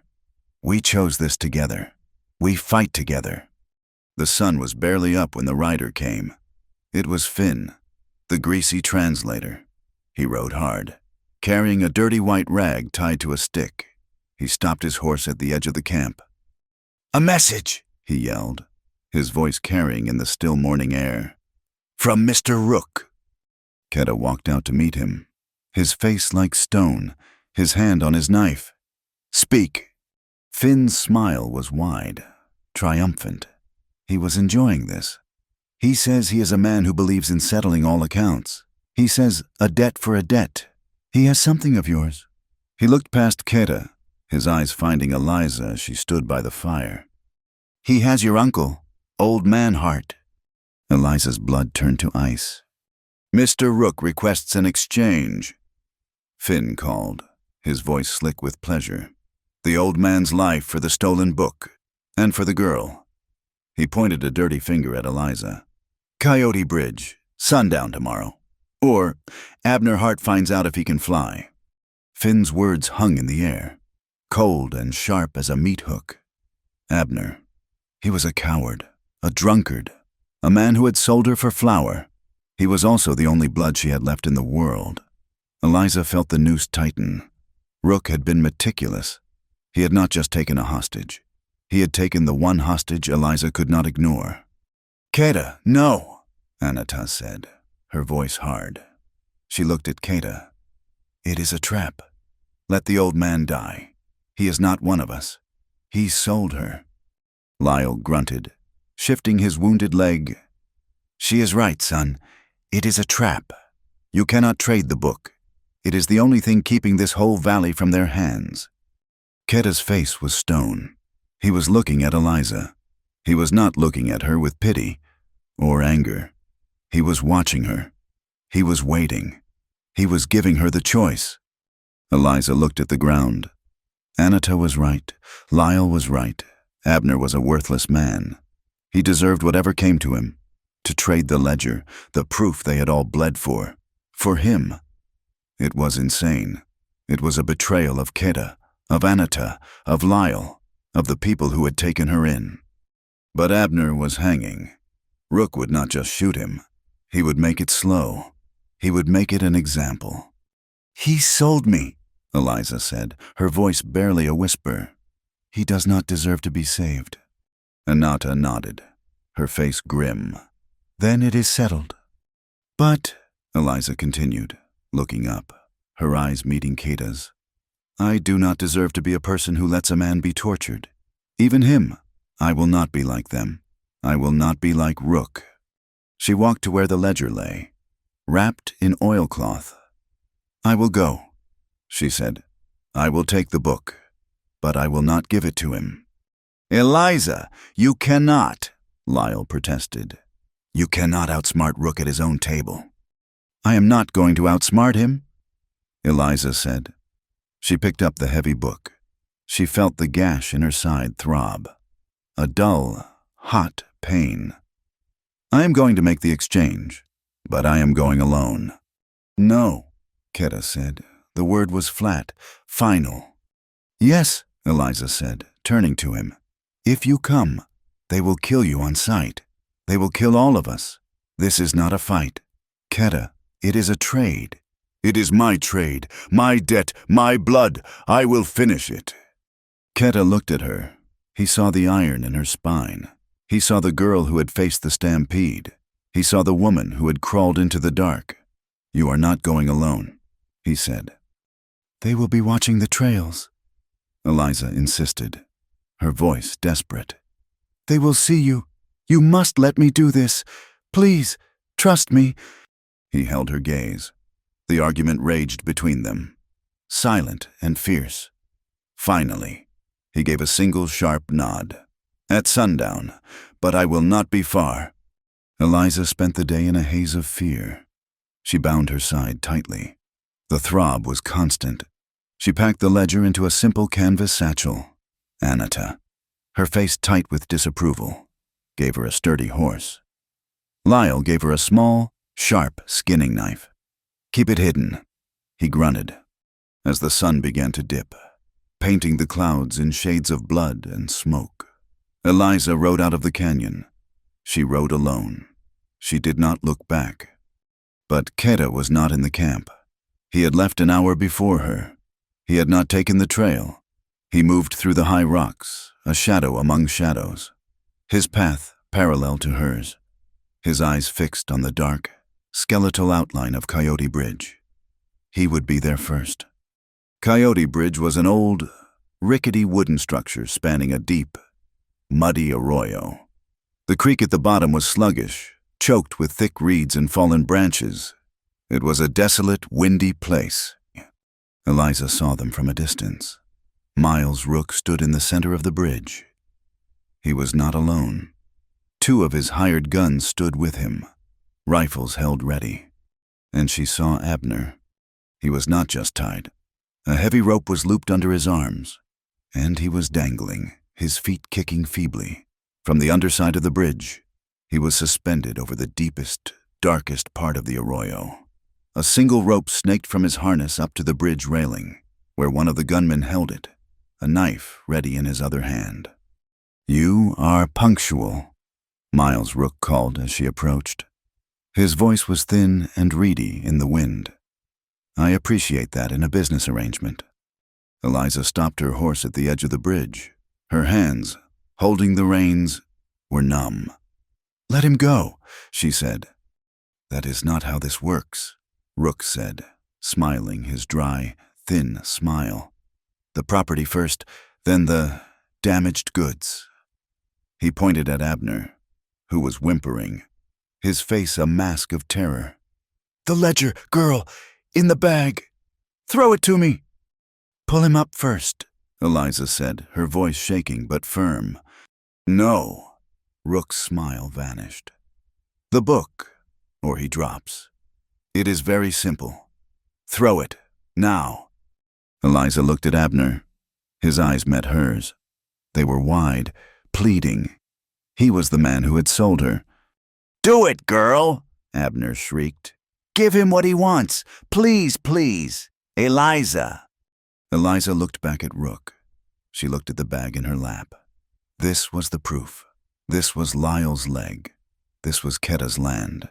This was the sacred water. She was trading it all for the man who had ruined her. "I will not be like you," she whispered to herself. She took the satchel. "Here," she said. "Take it." "No," Rook said, his eyes glittering. "I do not trust you. I do not trust your hands. Throw it in the water. I want to see it sink." Eliza's blood ran cold. He did not just want the book. He wanted it destroyed.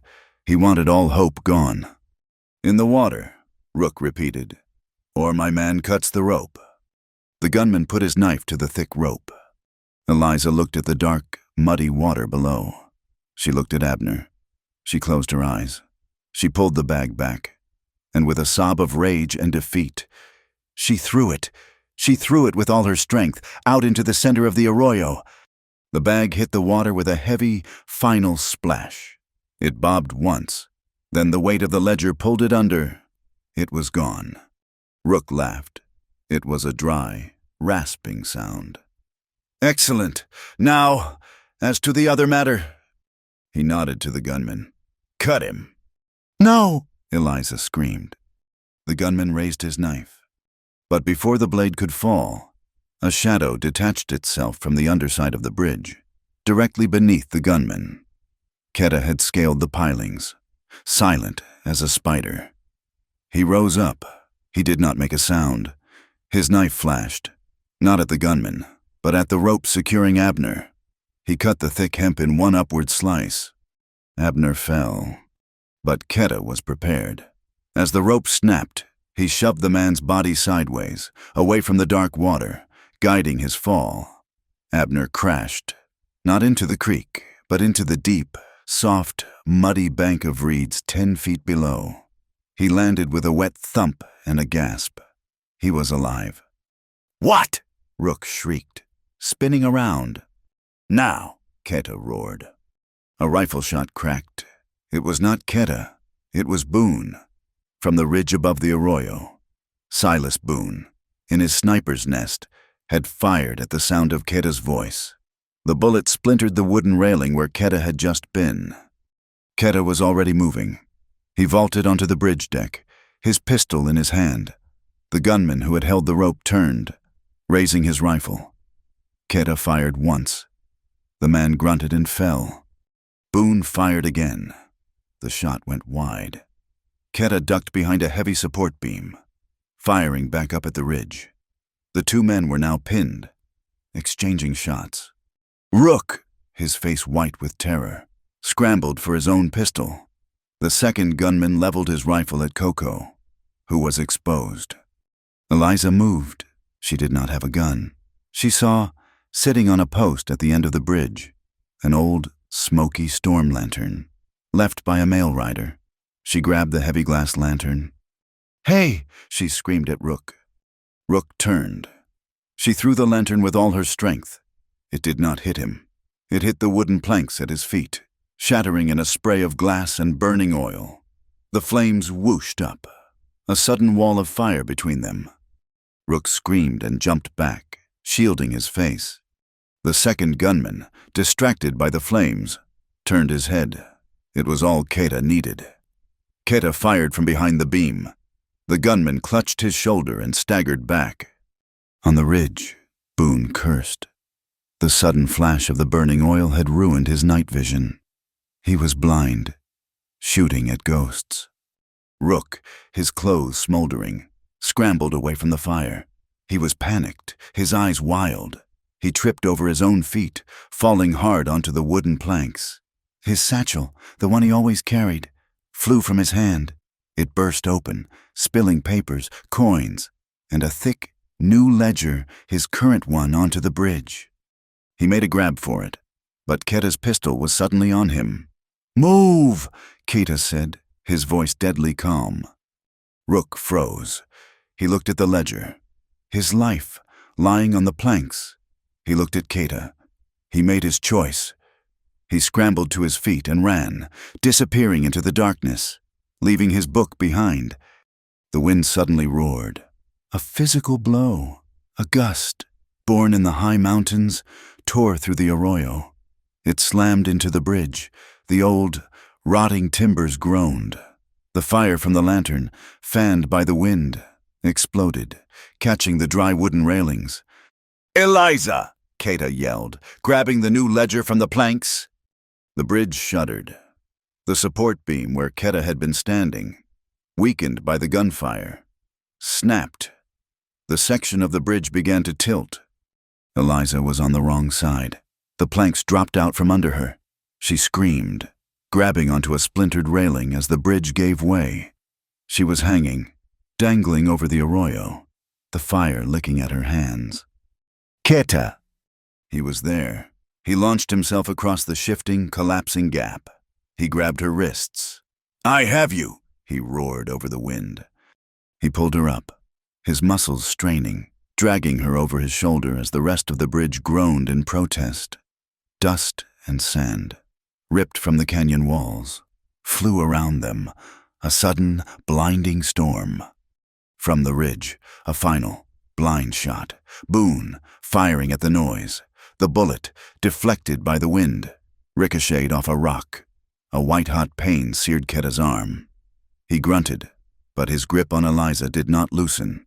He hauled her onto the solid ground of the bank, rolling them both into a deep, rocky hollow as the last of Coyote Bridge collapsed into the arroyo with a sound like a dying giant.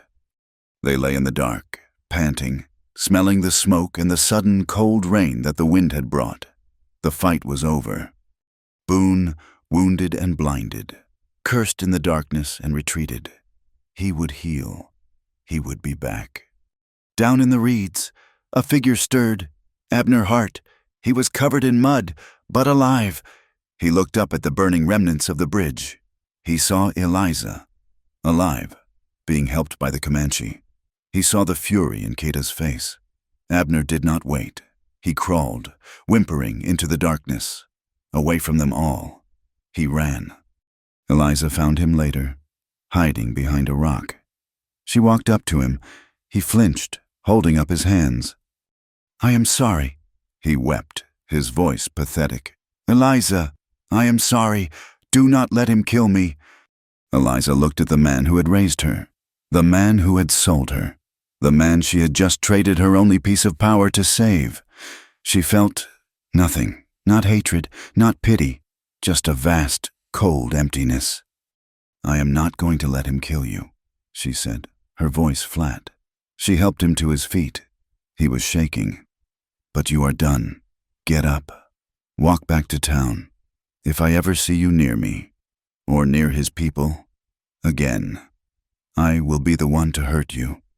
He stumbled away, his sorry lost in the wind. Eliza turned and walked back to the rocky hollow where Keta was waiting.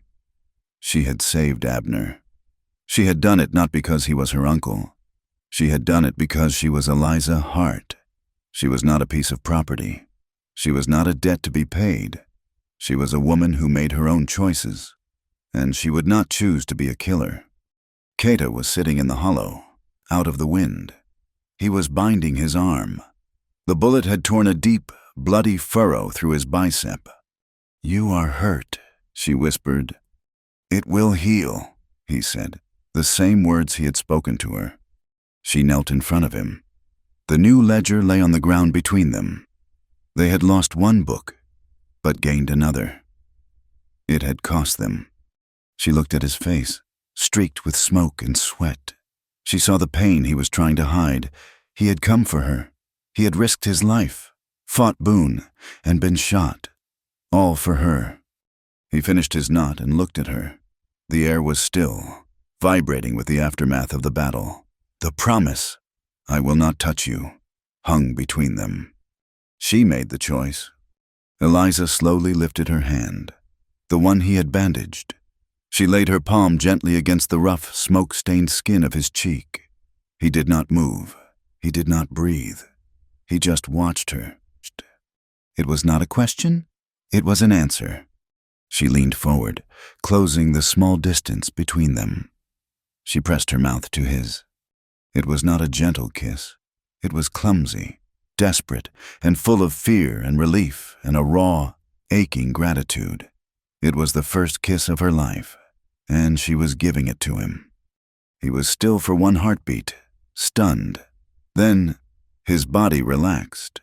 He responded. His lips, chapped and tasting of smoke, moved against hers. It was not a kiss of passion, or of claiming. It was a brief, gentle, quiet answer. It was a kiss that said, "I am here. I see you. You are safe." He pulled back, just an inch. He rested his forehead against hers. They stayed like that for a long, quiet moment, breathing in the same air. Two survivors in a rocky hollow, while the wind and the fire raged outside. The ride back from Coyote Bridge was a silent, vibrating thing. The roar of the wind and the crash of the bridge faded, leaving only the sound of their two horses picking their way through the darkness. The kiss, a brief, smoky moment of contact, hung in the air between them. It had been a choice, a desperate grasp for life in the middle of death. Now, in the cold, it felt fragile, unreal. Kata's arm, tightly bound, was a dull throb. Eliza's side was a line of fire, and the new ledger in Keta's saddlebag felt heavy, a victory that had cost almost too much. They reached the camp in the darkest hour before dawn. Lyle was awake, sitting by the low fire. His wounded leg propped on a log, he looked up, his face etched with worry. When he saw them, both alive, his relief was a heavy sigh. Then he saw the new ledger Keta pulled from the bag. A grim, hard smile touched the blacksmith's mouth. "You did it," he breathed. "By God, you did it." Anata emerged from her teepee, her eyes wide. She looked at Keta's arm, then at the blood soaking through the bandage on Eliza's side. But she saw the book. "This," she said, touching the leather. "This is a strong weapon." The victory was short-lived. As the first gray, sick light of dawn touched the canyon rim, a new sound came. Not a single shot, but the thunder of many horses, and a man's voice, bellowing. "They are in there, the murderer Lyle. The Comanche thieves, burn them out, burn the nest." Boone, he had not fled to Whistler Gulch. He had ridden straight to Dust Crossing, gathered his hired guns, and returned. He was using Lyle's wounding of the guard and the destruction of the bridge as his legal pretext. Panic. The camp, still heavy with sleep, exploded into chaos. Women screamed, pulling children from their sleep. Old men fumbled for weapons. The first torch arced through the air. Landing on the dry roof of a supply teepee, it went up with a whoosh. Keta Anata screamed. Keta was already moving. He shoved the precious ledger into Eliza's hands. "Take this," he commanded, his voice the warrior's, sharp and absolute. "Take the book. Take Anata. Get the children and the elders. Follow the dry creek bed. It will lead you to the high pass. Go to the mesa. Go." Eliza clutched the heavy book. "Where will you be?" "I will be right behind you," he said. It was a lie. He turned to his warriors, who were grabbing bows and rifles. "Hold the mouth of the canyon. A fighting retreat. Buy them time. Dig in at the pass. Go." The men fanned out, their movements precise even in the panic. They began setting up a defensive line, building small, quick barriers of rock and brush. Eliza grabbed the hand of the old woman she had lived with. Anata took charge of the children, her voice sharp, cutting through their terrified sobs. "This way, move. Grab only what you can carry." Eliza, her shoulder aching, The heavy book clutched to her chest, helped the frantic, stumbling group toward the mouth of the dry creek bed, a deep, narrow scar that cut through the back of the canyon. As Keta turned to join his men, the elder, the old man who had married them, stepped in front of him. His face was calm. He held out a small, beaded pouch of buffalo hide, worn smooth with age, a medicine bag. He spoke, his voice quiet but firm. His son, the translator, stood beside him. "He says this is the soul of our people," the son said, his own hands shaking. "It holds the prayers of our grandfathers. Where it goes, we go. Do not let it fall." Keta took the small pouch. It felt warm. He tucked it safely inside his shirt, against his skin. He nodded to the old man. "I will protect it." "Go with them," Keta said to the elder. "They will need your wisdom on the mesa." The old man nodded and turned to join the fleeing families. Eliza was near the back of the group, pushing a small girl forward, her eyes scanning the rocks for danger. The little boy, the one she had saved from the stampede, was just ahead of her. He was terrified, crying silently, his eyes fixed on the smoke. He stumbled on a loose rock, falling hard. He put his hand out to catch himself, right onto a flat gray stone warmed by the spreading fire. The sound was not a sound. It was a feeling, a dry, electric buzz, a rattlesnake, its den disturbed by the heat and the vibrations, coiled and struck. The boy screamed, a high, thin sound of terror. The snake had missed his hand, but it was coiling again, its head drawn back, its rattle a furious, blurred warning. Ready for a second, more accurate strike. Eliza moved without thinking. She lunged, grabbing the boy by the shirt, yanking him backward with such force he flew off his feet. She put her own body between him and the snake, her leg raised to kick. A shadow moved past her. Keta. He had a heavy bow stave in his hand. He did not hesitate.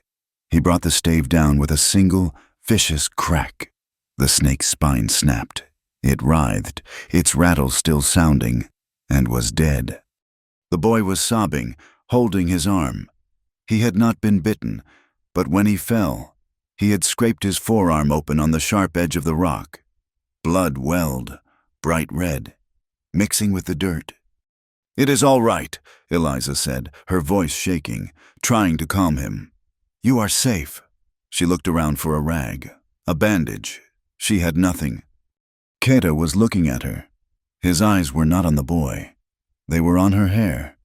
The braid Anatada had woven was coming loose from the battle at the bridge. But the leather thong he had given her, the one with the 3 blue beads, was still there. Holding the end, a small piece of blue cloth had been tied with it, to protect the hair. Before she could react, he reached out. His fingers were swift. He did not touch her skin. He grabbed the end of the braid. He pulled the thong free. The braid unraveled, her hair tumbling down one side of her face. The blue beads scattered, lost in the dust. He did not care about the beads. He took the small, tough piece of blue cloth. He knelt, ignoring the boy's sobs, and quickly, expertly, wrapped the cloth around the bleeding arm, tying it off. Her gift, his protection, now a bandage. The 2 symbols had merged. He looked up at her, his face grim. "Go," he said. "Now, I will hold the pass." Eliza grabbed the boy's hand and ran, following Anata and the others into the dry, twisting creek bed. The retreat was a nightmare. The old one stumbled. The children cried. But Anata was ruthless, pushing them, pulling them, her voice a constant, sharp command. "Faster! Do not look back! Faster!" They finally reached the end of the creek bed. It opened into a narrow, steep pass, a trail of loose rock that led up to the high, flat expanse of the Blue Sage Mesa, safety. As Eliza, at the back of the line, pushed the last of the children up the trail, she looked back. Keta and his 4 warriors were at the mouth of the pass, their backs to her. They were reloading.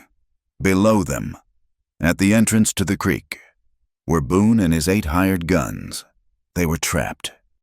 "It is over. Keta." Boone's voice echoed up the narrow pass. His arm was in a makeshift sling, but he held his pistol in his good hand. "I have you trapped. Throw down your weapons. I am arresting you for murder and theft." Keta stepped forward. His rifle was held low.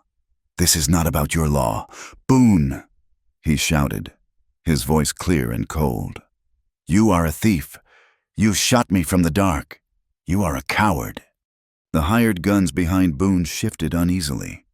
They were paid to fight, not to be part of a crooked sheriff's personal feud. Keta saw their hesitation. "This fight is not yours," he called to the gunmen. "It is between me and him, your boss, the man who takes railroad money to shoot women and children." "Shut up!" Boone roared. "I will not," Keta said. He lowered his rifle, letting it rest on the ground. "This ends between us. You and me, no guns. Your white man's way. A duel, or are you too much of a coward to face me without your paid dogs?" Boone looked at his men. He saw the doubt in their eyes. He saw them look at Keta, standing alone, his rifle on the ground. He could not refuse. "Fine," he snarled. He tossed his pistol to one of his men. "No guns. You and me, savage. I will gut you myself." He pulled his heavy Bowie knife. Keta slowly drew his own knife. He tucked the medicine bag back inside his shirt. He was wounded. He was tired. He stepped forward into the small, open space at the bottom of the pass. The 2 men circled. Boone was a bull, heavy and powerful, relying on brute strength. He lunged, his big knife swinging in a low arc meant to disembowel. Keta was a wolf. He was faster, lighter. He moved inside the swing, his own blade tracing a quick, shallow line across Boone's chest. Boone roared in pain and fury, tackling Keta, using his bulk to slam him against the canyon wall. They went down, rolling in the dust. Boone was on top, his heavy body pinning Keta. He raised his knife high for the killing blow. Eliza, watching from the rocks above, stifled a scream. Keta, his arm trapped, slammed his head into Boone's face. Boone's nose broke with a wet, crunching sound. The sheriff howled, his grip loosening. Keta used the moment, twisting, reversing their positions. Boone's knife flew from his hand. In one move, Keta was on top, his own knife pressed hard against Boone's throat. The canyon was silent. There was only the sound of Boone's panicked, wet breathing. Keta's chest was heaving. He looked down at the man who had tried to burn his home, the man who had threatened his wife. He had to kill him. He pressed the blade, drawing a single line of blood. He saw the terror in Boone's eyes, and he saw the weakness. He saw the man who had sold his star. "No," Keta growled, his voice thick with contempt. "You will not die here. You will not die a warrior's death." He stood up, pulling his knife back. He had won. The duel was over. Boone was on his knees, gasping, blood pouring from his broken nose. You, he wheezed. He looked beaten. Keta turned his back on him, a gesture of final contempt, and walked toward his rifle. "Keta!" Eliza screamed. Boone's wounded hand, the one in the sling, was not wounded at all. It had been a trick. It dove inside his coat. He pulled a small, 2-shot derringer. "I am still the law!" he shrieked, aiming at Keta's undefended back. Eliza did not think. She was too far to reach him. She launched herself from the rocks, sliding, falling, a desperate, scrambling avalanche of stones and dust. She threw her body sideways, colliding with Keta just as he turned. "Eliza!" he shouted. Boone fired. Eliza felt a sudden, violent, burning impact in her shoulder. It was a hammer blow of pure fire. She cried out, a sharp gasp of shock, and fell against Keta. She grabbed her shoulder. Her hand was instantly, impossibly wet. Blood, dark and hot, gushed between her fingers. Keta caught her.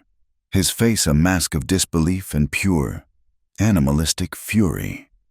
He looked at her blood. He looked at Boone, who was fumbling to cock the derringer for a second shot. Kata roared, a sound that was not human. He dropped his knife and lunged. Hold it right there! Boone! A new voice, a deep bellow, echoed from the mouth of the canyon. Lyle. He was on a horse. His bandaged legs stuck out stiffly, and behind him were 15, maybe 20 cowhands, the ones from Dust Crossing. They were armed, they were dismounted, and their rifles were all aimed at Boone. "We saw that," Sheriff Oat, one of them, shouted, his voice filled with disgust. "You shot him in the back, after he spared you and you shot the woman." Boone froze, his derringer halfway raised. Lyle, his face pale with pain but his eyes burning, held up the new ledger, the one from Rook's office. "And we have seen this. Boys, we have seen your pay stubs. Boone, we know who you work for. You are a disgrace to the Star." The hired guns who had come with Boone looked at the circle of rifles. They looked at their defeated, bleeding, treacherous boss. They slowly, deliberately dropped their own guns. It was over. Boone was trapped. He looked at Kata, who was gently, desperately, trying to stop the bleeding in Eliza's shoulder. He looked at the hard, angry faces of the cowhands. He looked at Lyle. He was finished. "This is not over," he snarled, his voice a wet rasp from his broken nose. "This is railroad business. This is federal business. You cannot stop it." He grabbed his horse's reins, hauled himself into the saddle, and dug his heels in. He galloped past the silent, disgusted line of cowhands and disappeared to the east. He was not running to Dust Crossing. He was running to Whistler Gulch. Kata ignored him. He was focused only on Eliza. She was pale, her eyes wide with shock, but she was conscious. "It hurts," she whispered. "I know," he said, his voice thick with a terror he had never known. He ripped a piece of his own shirt, pressing it hard against the wound. Anita ran down the pass, her face a mask of fear. She saw the wound. She saw the blood. "Bring her up," she commanded, her voice shaking but firm. "Bring her to the mesa. Now. We will stop the bleeding. Bring her." Kata looked at Lyle. His eyes were wild. "Go," Lyle said, nodding. "We will hold the pass. He is not just a man. Kata, he is the railroad. He will be back. And this time, he will bring the train." Kata did not wait. He slid his good arm under Eliza's knees, his wounded one under her back. He lifted her. She was light, too light. He turned and began the long, hard climb up the pass to the mesa, carrying his wife, the ledger, and the soul of his people. The climb to the mesa was a blur of pain. Kata carried her as if she weighed nothing, his own wounded arm forgotten. His face was a mask of terror, a terror Eliza had never seen. He was not afraid of Boone. He was afraid of her stillness. "It is all right," she whispered, her hand, sticky with her own blood, coming up to touch his cheek. "He missed. It just went through." He did not answer. He laid her down by the fire that Anita and the other women had already built on the high, flat rock of the mesa. The wind was colder up here, but it was clean. They were above the smoke, above the fight. Anita was there, her face hard, all her earlier suspicion gone, replaced by a fierce, protective focus. She and an old woman cut away Eliza's shirt. The bullet had gone clean through the fleshy part of her shoulder. Just as she had said, it had missed the bone. It was a miracle of bad aim and desperate luck. They packed the wound with a poultice of yarrow and sagebrush, the sting so sharp it made Eliza's vision go black for a moment. And then they bound it, tight. Kata sat by her, his knife in his hand, watching. He was helpless. He, who had fought bears and men, could do nothing against this kind of wound. He watched the women work, his heart a cold stone. Lyle and his cowhands held the pass, but there was no attack. Boone was gone. The camp below smoldered, a ruin of ash and burned hides. "He is not finished," Lyle said, his voice grim. He had climbed the mesa, his face pale with the effort. He ran to Whistler Gulch. He ran to the railroad. "The train," Kata said.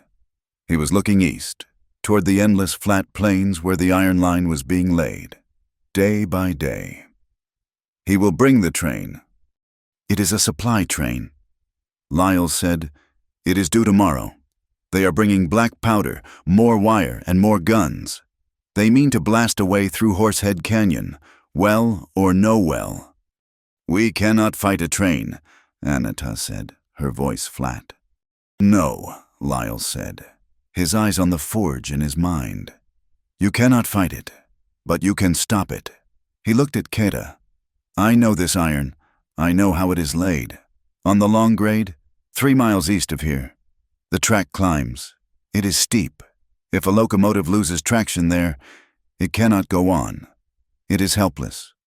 "How?" Kata asked. "The fish plates." Lyle said, "The iron plates that hold 2 rails together. You unbolt them. Not enough to derail the engine, not enough to kill, just enough to make the rail spread. The drive wheels will slip. They will find no purchase. The train," he smiled a grim, iron-toothed smile, "will stop."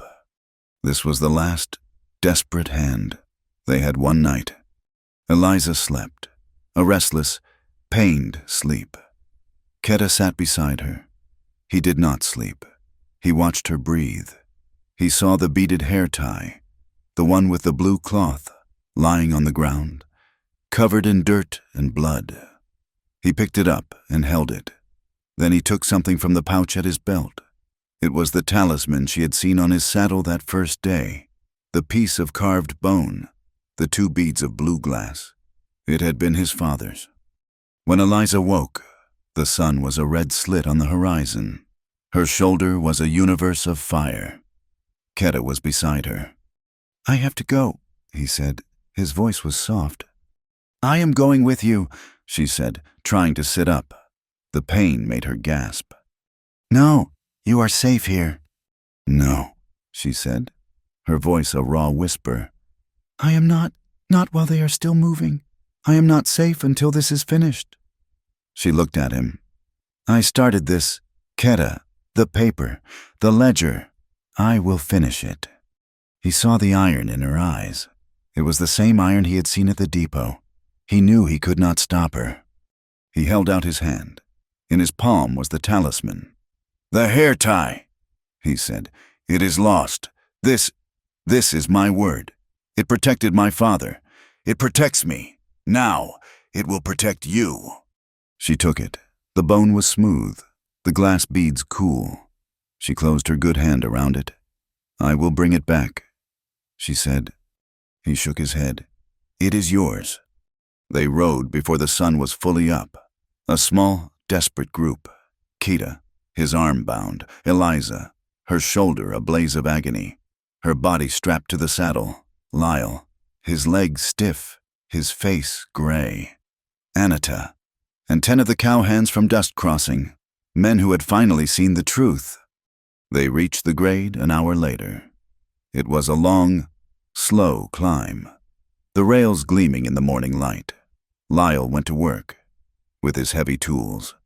He and 2 cowhands unbolted the fish plates on the outside of the curve. The rail held, but it was loose. "It will hold a man," he grunted, "but not an engine." They hid themselves in the rocks, high above the track. They waited. An hour later, they heard it, a chuffing sound, a plume of black smoke. The train. It was not just an engine. It was an iron-sided beast. 3 flat cars, piled high with rails and barrels. A boxcar, its doors shut, likely full of guns, and a caboose. Boone and his men were visible on the roof of the boxcar, their rifles ready. The train hit the grade. The engine strained, steam hissing. It came around the curve. The front wheels of the heavy locomotive hit the loosened rail. The rail gave, it slid. Just 6 inches, but it was enough. The huge flanged drive wheel on the right side slipped off the track. It did not derail. It just slipped. The engine lurched. The other wheels spun uselessly, screaming against the iron, finding no grip. The train shuddered, hissed, and stopped. Boone roared in anger. "What is it? What happened?" He and his men jumped down from the roof. Rook, in his town suit, stepped cautiously down from the caboose. "It is an ambush," Boone bellowed, seeing the unbolted rail. "Spread out, find them." "Hold your fire!" Lyle's voice boomed from the rocks. Boone and Rook froze. They looked up, and they saw them. Ketta, Lyle, and the cowhands, their rifles aimed. "It is over. Boone!" Lyle shouted. "It is just beginning," Boone snarled. "You are interfering with federal property. You are all under arrest." "I do not think so," Lyle said. He looked to his left. "Now, boys." From the other side of the pass, a second group of men appeared. It was the rest of the cowhands from town, the blacksmith's apprentice, the farrier, the general store owner, the one Rook had been trying to bankrupt. The town had come.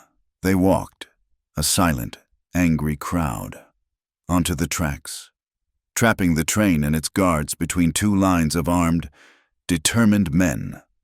Boone's face went white. Then Eliza stepped out.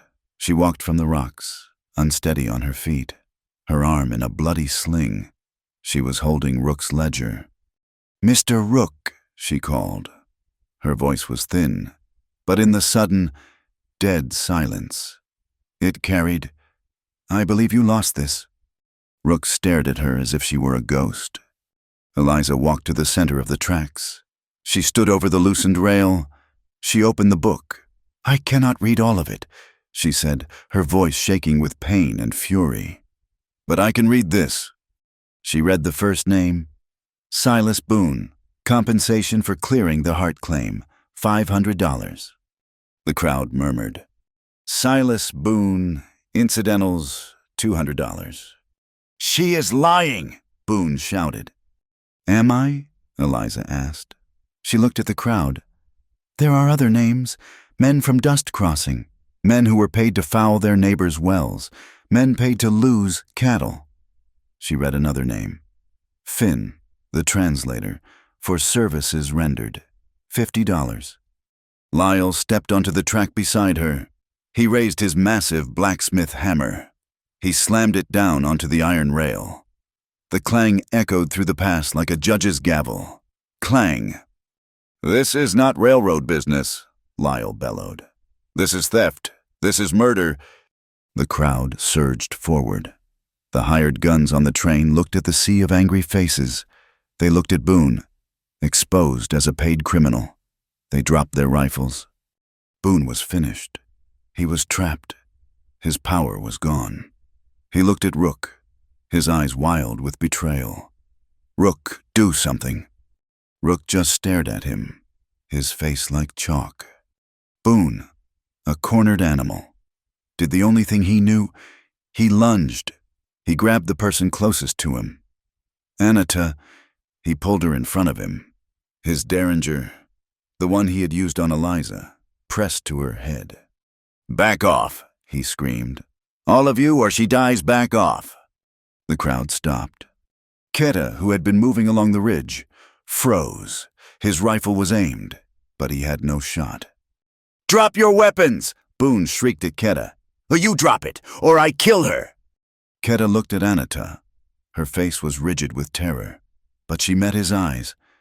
Ketta slowly, agonizingly, lowered his rifle to the ground. He drew his knife and dropped that, too. "Let her go, Boone," he said, his voice low. "It is me you want." He stepped forward, his hands raised. "Take me. Let her go." "A fine trade," Boone sneered, his broken nose leaking blood. He was enjoying this. He was back in control. "No." The voice was quiet. Eliza. She was walking forward, past Ketta, past the armed men. She was walking straight toward Boone. The ledger was gone. She was holding something small in her good hand. "Let her go," Eliza said. "Eliza, no!" Keta growled, reaching for her. She shook her head, never taking her eyes from Boone. "He will not shoot," she said. "Not yet. He is a coward. He needs an audience." She stopped, 10 feet from him.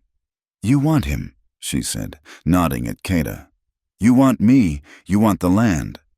"I want it all," Boone hissed, his grip tightening on Anata. "Then take it," Eliza said. She opened her hand. In her palm lay the talisman, the carved bone, the blue glass beads. "This is his power, his soul. Take it. It is what you want." She stepped forward, her hand outstretched. Boone stared at the strange object. He was confused. This was not part of the deal. "What is that trick?" "It is a gift," Eliza said. She took one more step. She was close enough to touch him. "You can have it." She opened her hand and placed the small, warm object directly into Boone's open, trembling palm. Boone looked down at the talisman, his gun still pressed to Anata's head. He looked at the bone, the beads. He did not understand. "You see," Eliza whispered, her voice full of a sudden, cold pity. "You can hold it, but you cannot have it. You only understand possessing, which is why you can never keep what is not yours." Boone stared at the object. He looked at her. He looked at Keta. He looked at the crowd. He was lost. A shot exploded. It was not Boone. It was Rook. He had drawn a pistol from his suit coat. He saw the situation. Boone was a liability. He was a loose end. He had to be silenced. Rook fired at Boone. Boone screamed. The shot was meant for his head. But in his confusion, he had stumbled. The bullet tore through his good shoulder, the one not in the fake sling. His arm exploded in pain. His grip on Anata loosened. He fired his derringer, a panicked, blind shot, into the sky. Chaos. Keta moved. He did not go for Boone. He did not go for Rook. He dove, tackling Eliza, shielding her with his body as the crowd surged forward. "He tried to kill him," one of the cowhands yelled.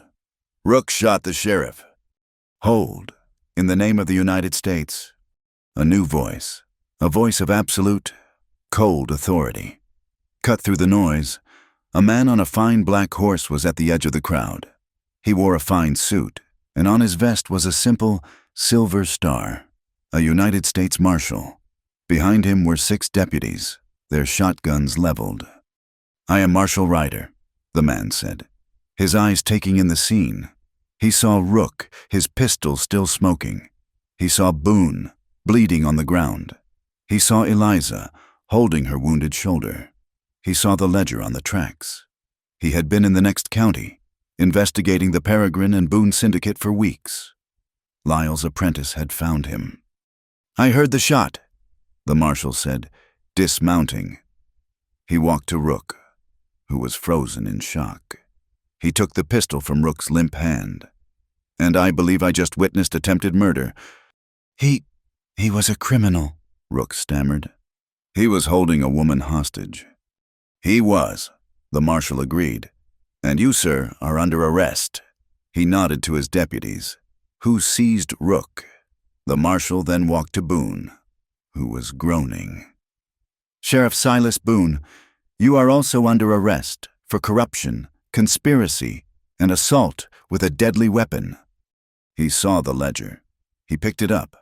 He looked at the entries, his face grim. "I will be taking this. This train," he said to the railroad men, "is now federal property. This entire line is under investigation. Stand down." It was over. The crowd roared. It was a sound of disbelief, of anger, of pure, wild relief. Keta pulled Eliza to her feet. He was shaking. He pulled her away from the center of the tracks, away from the blood and the shouting. Anata ran to them. She was not crying. Her face was a mask of hard-won survival. She looked at Eliza, at the blood on her shirt, at the weariness in her eyes. She did not say thank you. She did something more. She put her arms around Eliza, hugging her tightly. Her good shoulder to Eliza's good shoulder. "Sister," Anata whispered into her hair. "You are my sister now." The townspeople were talking, their voices a rising babble of rumor and legend. They were already telling the story of the 19-year-old girl, the Comanche's bride, who had faced down a stampede, the girl who had survived a bullet, the girl who had stopped a train with a simple, leather-bound book and sealed the victory with a kiss in a stone-cold hollow. That night, they were back on the Blue Sage Mesa. The camp was gone. They had only simple shelters, built of blankets and stone. The wounded were tended. The townspeople had left supplies. The war, for now, was over. Eliza lay on a bed of soft furs in a small, quiet teepee. Anata had cleaned and redressed her wound. It was healing. Keta sat beside her. He had not left her side. His own arm was bound. They were a matched set of survivors. The flap of the teepee was open, and they could see the stars, thick and bright in the cold, clean air. "You gave it to him," Keta said. His voice was quiet. "My talisman." "I did," she whispered. "I am sorry. I did not know what else to do." "It was the right thing," he said. "It was just a piece of bone. It was not my soul. My soul," he paused, "is here." He leaned closer. His face was very near. She could feel the warmth from his skin. This was not the desperate, smoky kiss at the bridge. This was not a claiming. This was a question. She remembered his promise. "I will not touch you until you ask me to." She had kissed him, but she had not asked. He waited. "Keta," she whispered. "I am here. I am ready." He did not kiss her. He smiled, a slow, gentle smile, the one she had seen in the dark wash. He lowered his head and touched his nose, his forehead, gently to hers. It was a touch more intimate than any kiss. It was a sharing of breath, of space, of self. "Eliza Hart," he whispered, his eyes closed, his forehead pressed to hers. "My wife, He struggled with the foreign, heavy word. "I love you." She closed her eyes, and the last of the fear, the last of the girl who had been property, finally broke and washed away. "I love you," she whispered back, and it was the truest thing she had ever said. The silence on the mesa was a new kind of quiet. It was not the tense, waiting silence of the camp before the attack. It was the vast, clean quiet of the high rocks, a silence that came after the fever had broken. The wind was the only voice, and it spoke of healing. Eliza's shoulder was a deep, pulsing fire, but the pain was no longer the sharp, white panic of the bullet. It was the dull, heavy ache of mending. Anata tended to the wound with a skill that was both rough and gentle, her hands sure. She cleaned it daily with a bitter wash of boiled herbs and packed it with fresh sage leaves. The old woman, the one Eliza had first shared a teepee with, would sit by her and sing low, tuneless songs that felt older than the stones. Keta's arm healed faster. His wound had been a clean tear, and his body was hard. But he was restless. He watched Eliza, his face a mask of worry. He had fought Boone and Rook, but he had been helpless against the fever that had set into her wound for 3 days, making her skin hot and her words strange. When the fever finally broke, he did not leave her side. One morning, when Eliza was strong enough to sit up on her own, Anata brought a small, smoldering bundle of dried sage. She held it out to Eliza. "It is time," she said. Her English was still broken, but her voice was different. The hostility was gone, replaced by a gruff, sisterly authority. "To give thanks." Anata showed Eliza how to hold her good hand, palm down, over the thin, fragrant line of smoke. "You thank the earth," Anata said, "for holding you. You thank the air," she gestured, "for your breath. You thank the fire." She nodded at Eliza's shoulder, "for cleaning you." Eliza held her hand in the smoke. The scent was sharp, clean, and earthy.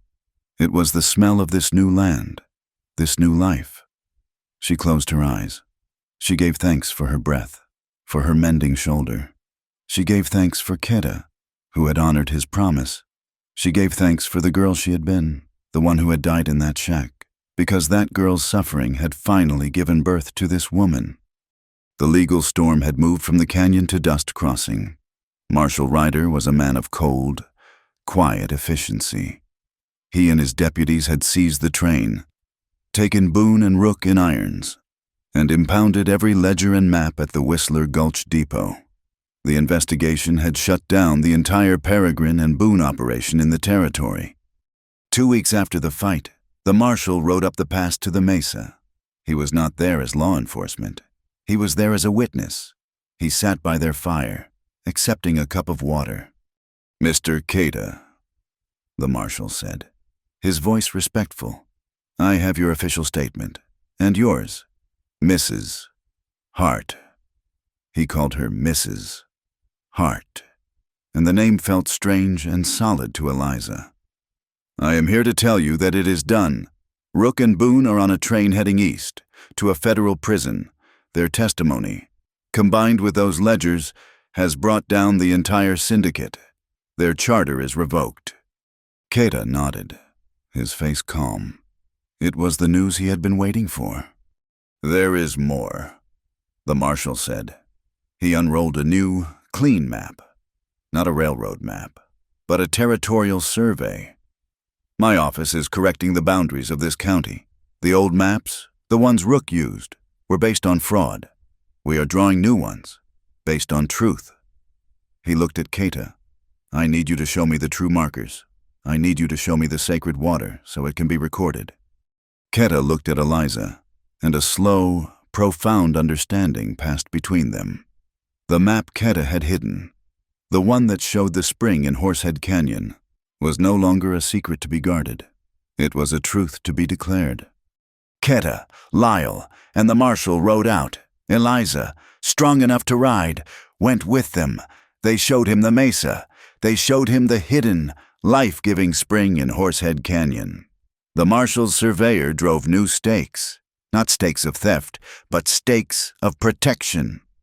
"This spring," the marshal declared, writing in his own book, "and this mesa are hereby recorded as protected lands belonging to the Comanche people, recognized by the United States government." As they prepared to ride back, the marshal reached into his saddlebag. "One last thing." He held out his hand. In his palm lay the talisman, the carved bone and the 2 blue glass beads. This was in Boone's possession. It seemed important. Keda took it. He looked at the object Eliza had given away to save him. He said nothing, but closed his fist around it, the object warm in his hand. With the law settled, life began to find its new shape. The town of Dust Crossing, shaken from its fearful apathy, was changing. The cowhands who had fought with Keda were now seen as heroes. The railroad was gone, and the town had to find a new way to live. They held an election. They voted for a new sheriff, an old, honest rancher who had lost his own land to Rook's schemes. Lyle, his leg healing into a permanent, proud limp, became the bridge. He organized a trade council. His forge, once a place of lonely work, was now a center of commerce. The Comanche, led by Keda, brought down cured hides, smoked meat, and knowledge of the high plains. In return, Lyle and the townspeople traded salt, iron, coffee, and flour. The cultures, once separated by fear, began to touch. Young cowhands, admiring the Comanche skill, began to trade for their braided horsehair ropes. In return, Keda's younger cousins, fascinated by the forge, began to apprentice with Lyle, learning to hammer and shape iron, to shoe the horses in the white man's way. Anata taught 2 of the townswomen how to work beads onto leather, and they taught her how to bake bread in an iron oven. They did not rebuild the burned-out camp in the canyon. It was a place of ghosts. Instead, they moved closer to the mouth of the valley, near the main creek. where the land was open and fertile. Keta and Eliza chose a spot for themselves. It was on a small rise, sheltered by cottonwoods. They began to build a home. It was not a teepee, and it was not a shack. Keta laid a solid foundation of river stone, and he and Lyle raised a frame of thick pine logs. It was a cabin, solid and square, to face the wind. But the roof was Keta's design, raftered and high, with an opening at the center for a fire. A lodge built inside a cabin. It was a house made of two worlds. One cool afternoon, when the walls were up, Keta took Eliza's hand. He led her down to the bank of the creek. He had the old talisman. From a bundle, he took a small, living shrub, its leaves a dusty, fragrant gray, a blue sage. Together, they dug a hole in the rich, dark earth. They planted the sage bush. Then Keta took a small wooden stake. He tied the talisman to it, the bone and glass glinting in the sun. He pushed the stake into the ground beside the new plant. "This is our mark," he said. "The sage will grow. The talisman will watch. This is the place of our new beginning." Eliza was healing, but one wound remained. The wound of Abner. She had not seen him since the night of the bridge. He had vanished. She assumed he had fled the territory, a coward to the last. But one evening, as she was gathering water from the creek, a figure stepped out from the trees. It was Abner. He was a ruin. His clothes were in rags. He was thin, his eyes haunted and yellow. He had been living in the hills like an animal, too ashamed to go to town, too afraid to leave. Eliza did not flinch. She did not drop the bucket. She just looked at him. "Eliza," he rasped. He fell to his knees. "Girl, Eliza, I am so sorry. I am starving. I am your blood. Please, you have to forgive me." He was weeping, his tears cutting clean paths through the grime on his face. Eliza looked at the man who had been the source of all her pain. She felt the old, cold fear in her stomach. She felt the ghost of the girl who had scrubbed his floors. And then she let that girl go. She put the water bucket down. "I forgive you, Abner," she said. Her voice was quiet and clear. He looked up, his face flooded with a pathetic, desperate relief. "Oh, thank you, Eliza. I knew you would. But I am not done," she said. She stood over him, not with anger, but with a simple, solid strength. "I forgive you for what you did, but you do not have a place in my life. You have no right to my fire.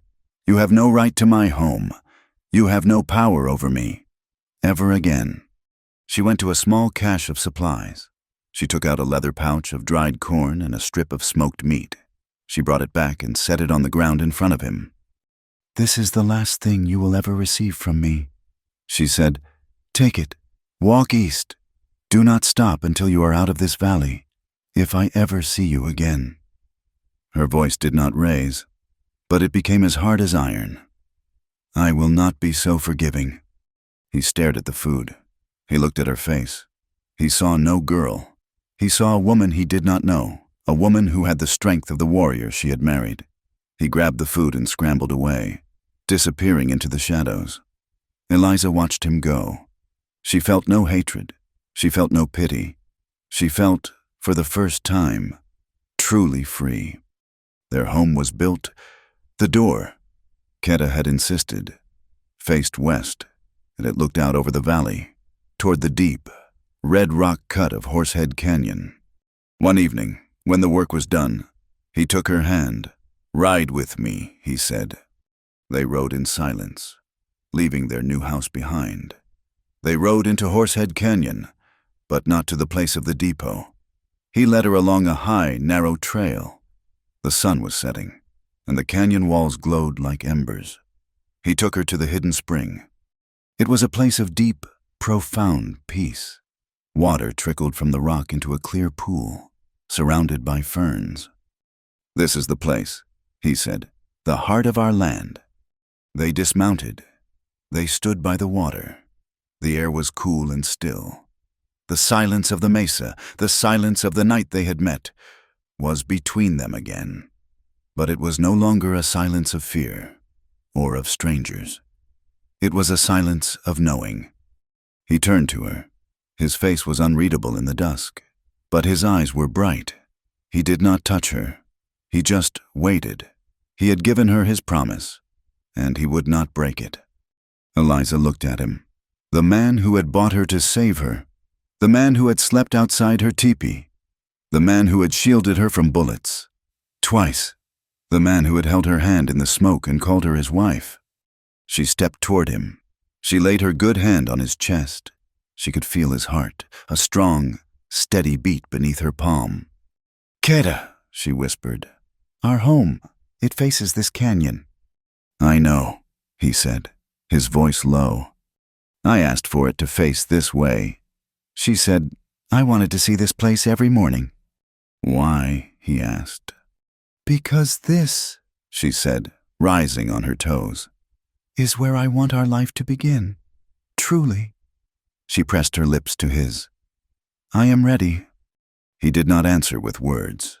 He lifted her, his wounded arm and his good arm equally strong, and his kiss was the answer. It was a kiss that was not about gratitude or survival.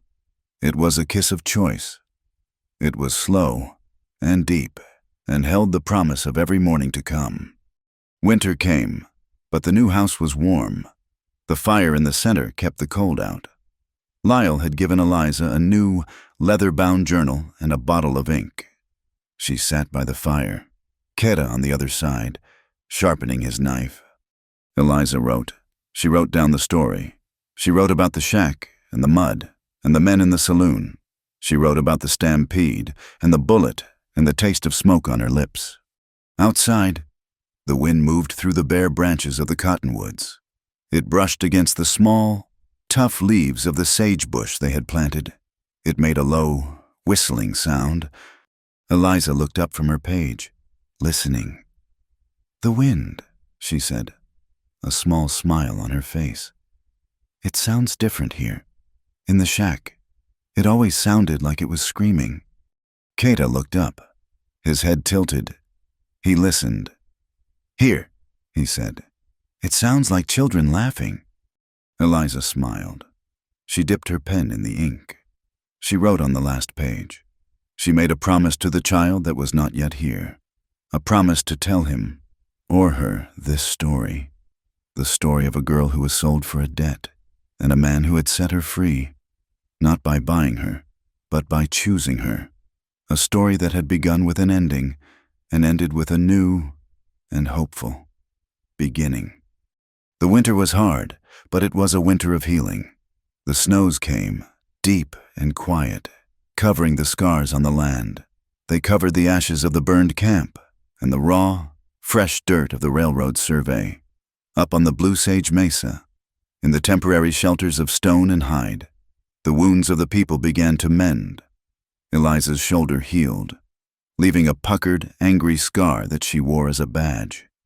Keda's arm regained its strength. Lyle's limp became a familiar, steady rhythm on the rock. When the spring came, it came with a rush of clean, melted water. The creek in the valley swelled, and the new sagebush that Keda and Eliza had planted put out its first fragrant leaves. The land was ready. They chose a day when the sky was a high, cloudless blue. Everyone came. They climbed the pass, not in a panicked retreat, but in a slow, thankful procession. The people of the camp, KNA's people, came first. The children scrubbed, the old women carrying bundles of sweetgrass, and behind them, Lyle, his hammer clean, and the new sheriff from Dust Crossing, his star polished. The cowhands who had fought with them came, their hats in their hands. They were two communities, walking up the same path. They gathered on the high, flat rock of the mesa, the place where Boone had driven his stakes, the place where Keda's people had always given thanks for the water. There was no priest, no book. There was only the elder, his face like a map of the canyons, and the wind. Eliza stood before him, her good hand in Keda's. She was not wearing her old calico dress. Anata had made her a new one of soft, smoked doe skin, beaded in a simple pattern at the neck.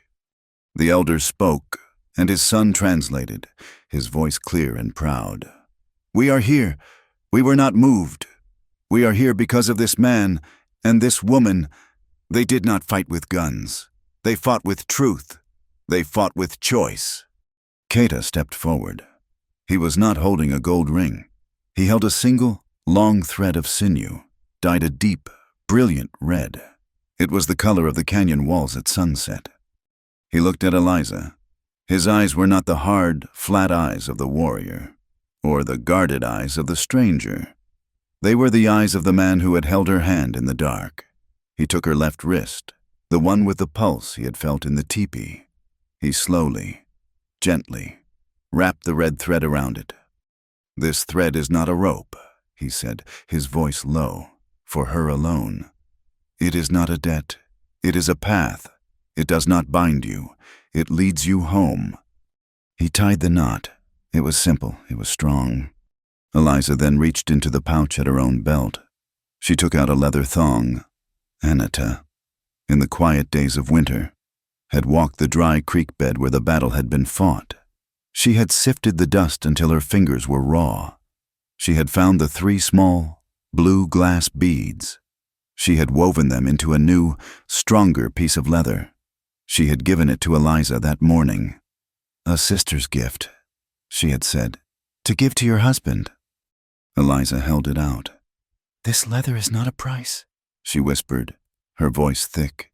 "It is not a payment. It is a promise." She tied it around his wrist, her fingers sure. Keita looked at their joined hands, the red thread on her skin, the blue beads on his. "We did not marry for debt," he said, his voice rising so the wind could carry it. Eliza looked at him, her smile breaking through. "We married because we choose each other," she said, her voice clear and strong. "Every morning." The elder raised his hands. He looked at Eliza. He spoke, and his son translated, his voice ringing with a new joy. "We give you a name. Your name was of the past. It was a name of another's house. Your new name is of this house, of this people. We call you Tapui Viwi, she who keeps the fire." Eliza's eyes filled with tears. She who keeps the fire. She had kept the dying embers alive in Abner's cold shack, a fire of servitude. Now she kept the bright, strong fire in the center of their new home, a fire of life. She was the firekeeper. She nodded, accepting the name. It felt true. The future did not wait. It began the next day. The town needed its iron. The Comanche needed to trade. But more, the children needed a place. On the flatland, at the edge of the valley, halfway between the town and the new hybrid log and lodge homes, they built a new building. It was not a church. It was not a forge. It was a school. Lyle, Keita, and the cowhands raised the walls. It was built of the same strong pine as Keita's house. Inside, there were 2 rooms, in one. The air rang with the clear clang of a hammer. Lyle had set up a small, teaching forge. He taught the Comanche boys and the town boys alike. He taught them the secret of the iron, how to shape a horseshoe, how to mend a wagon wheel, how to make a tool that would last. In the other room, there was the sound of voices. Anata and Eliza stood at the front. They had a single chalkboard. In the morning, Anata taught the children the names of the plants, the stories of the stars, the language of the people. In the afternoon, Eliza taught them the strange, hard letters of English. She taught them how to read a newspaper. She taught them how to write a contract, and how to know when it was false. And outside, Keita taught the other lesson. He taught the town children how to sit a horse, not with fear, but with balance. He taught them how to read the earth, how to see the track of a deer, how to know when the weather was turning. It was a new world, a world where knowledge was shared, not hoarded. One afternoon, in the late summer, Eliza and Keita stood on the ridge above their home. They were watching the children race their ponies in the valley below. Then, Eliza heard it, the sound that still, sometimes, haunted her dreams. A low, chuffing rumble, a distant whistle. She tensed. Keta put his arm, his good arm, around her. "It is all right," he said. She looked to the east. She saw the plume of smoke, the railroad. It had come back, but it was not in their valley. It was miles to the south, a thin, dark line moving across the horizon. Marshal Ryder's maps had held. The new syndicate, chastened by federal law, had looked at the protected boundary of Horsehead Canyon and the Blue Sage Mesa, and they had gone around. The train was a distant, harmless thing, a scar on someone else's land. "It is strange," Eliza said, leaning her head against his shoulder. "They came with so much noise, so much power, and in the end, they just went away." The truth was louder. Keta said. He watched the smoke disappear. "Your voice, Eliza, was louder than their engines. Your proof was stronger than their iron." That night, the first chill of autumn was in the air. The fire in the center of their home was bright. Keta sat on one side, braiding a new rope. Eliza sat on the other. She took out the new beaded pouch Anatada had made for her. It was strong, meant to hold a life. She picked up her journal, the one Lyle had given her. It was full now, her neat script filling every page. She placed it inside the pouch. Then she took the talisman. The marshal had returned it, and Keta had given it back to her. "It belongs to the firekeeper," he had said. She placed the carved bone and the blue beads in the bag, next to the book, her history and his, now one story. She tied the bag closed. She would keep it. She would keep it for the child she could now feel, a small, secret flutter of life inside her. She would tell this child the story of a girl who had been sold for a debt, a girl who thought she was worthless, and how that girl had found her freedom, not by being saved, but by choosing to fight. A story that had started with an ending and had been reborn as a beginning. Keta looked up. The firelight caught the lines of his face, the scar on his arm. He was no longer the warrior, or the stranger. He was her husband. He rose, walking around the fire. He sat beside her, pulling her close, his good shoulder against her wounded one. He did not kiss her. He simply leaned in, his eyes closing, and pressed his forehead against hers.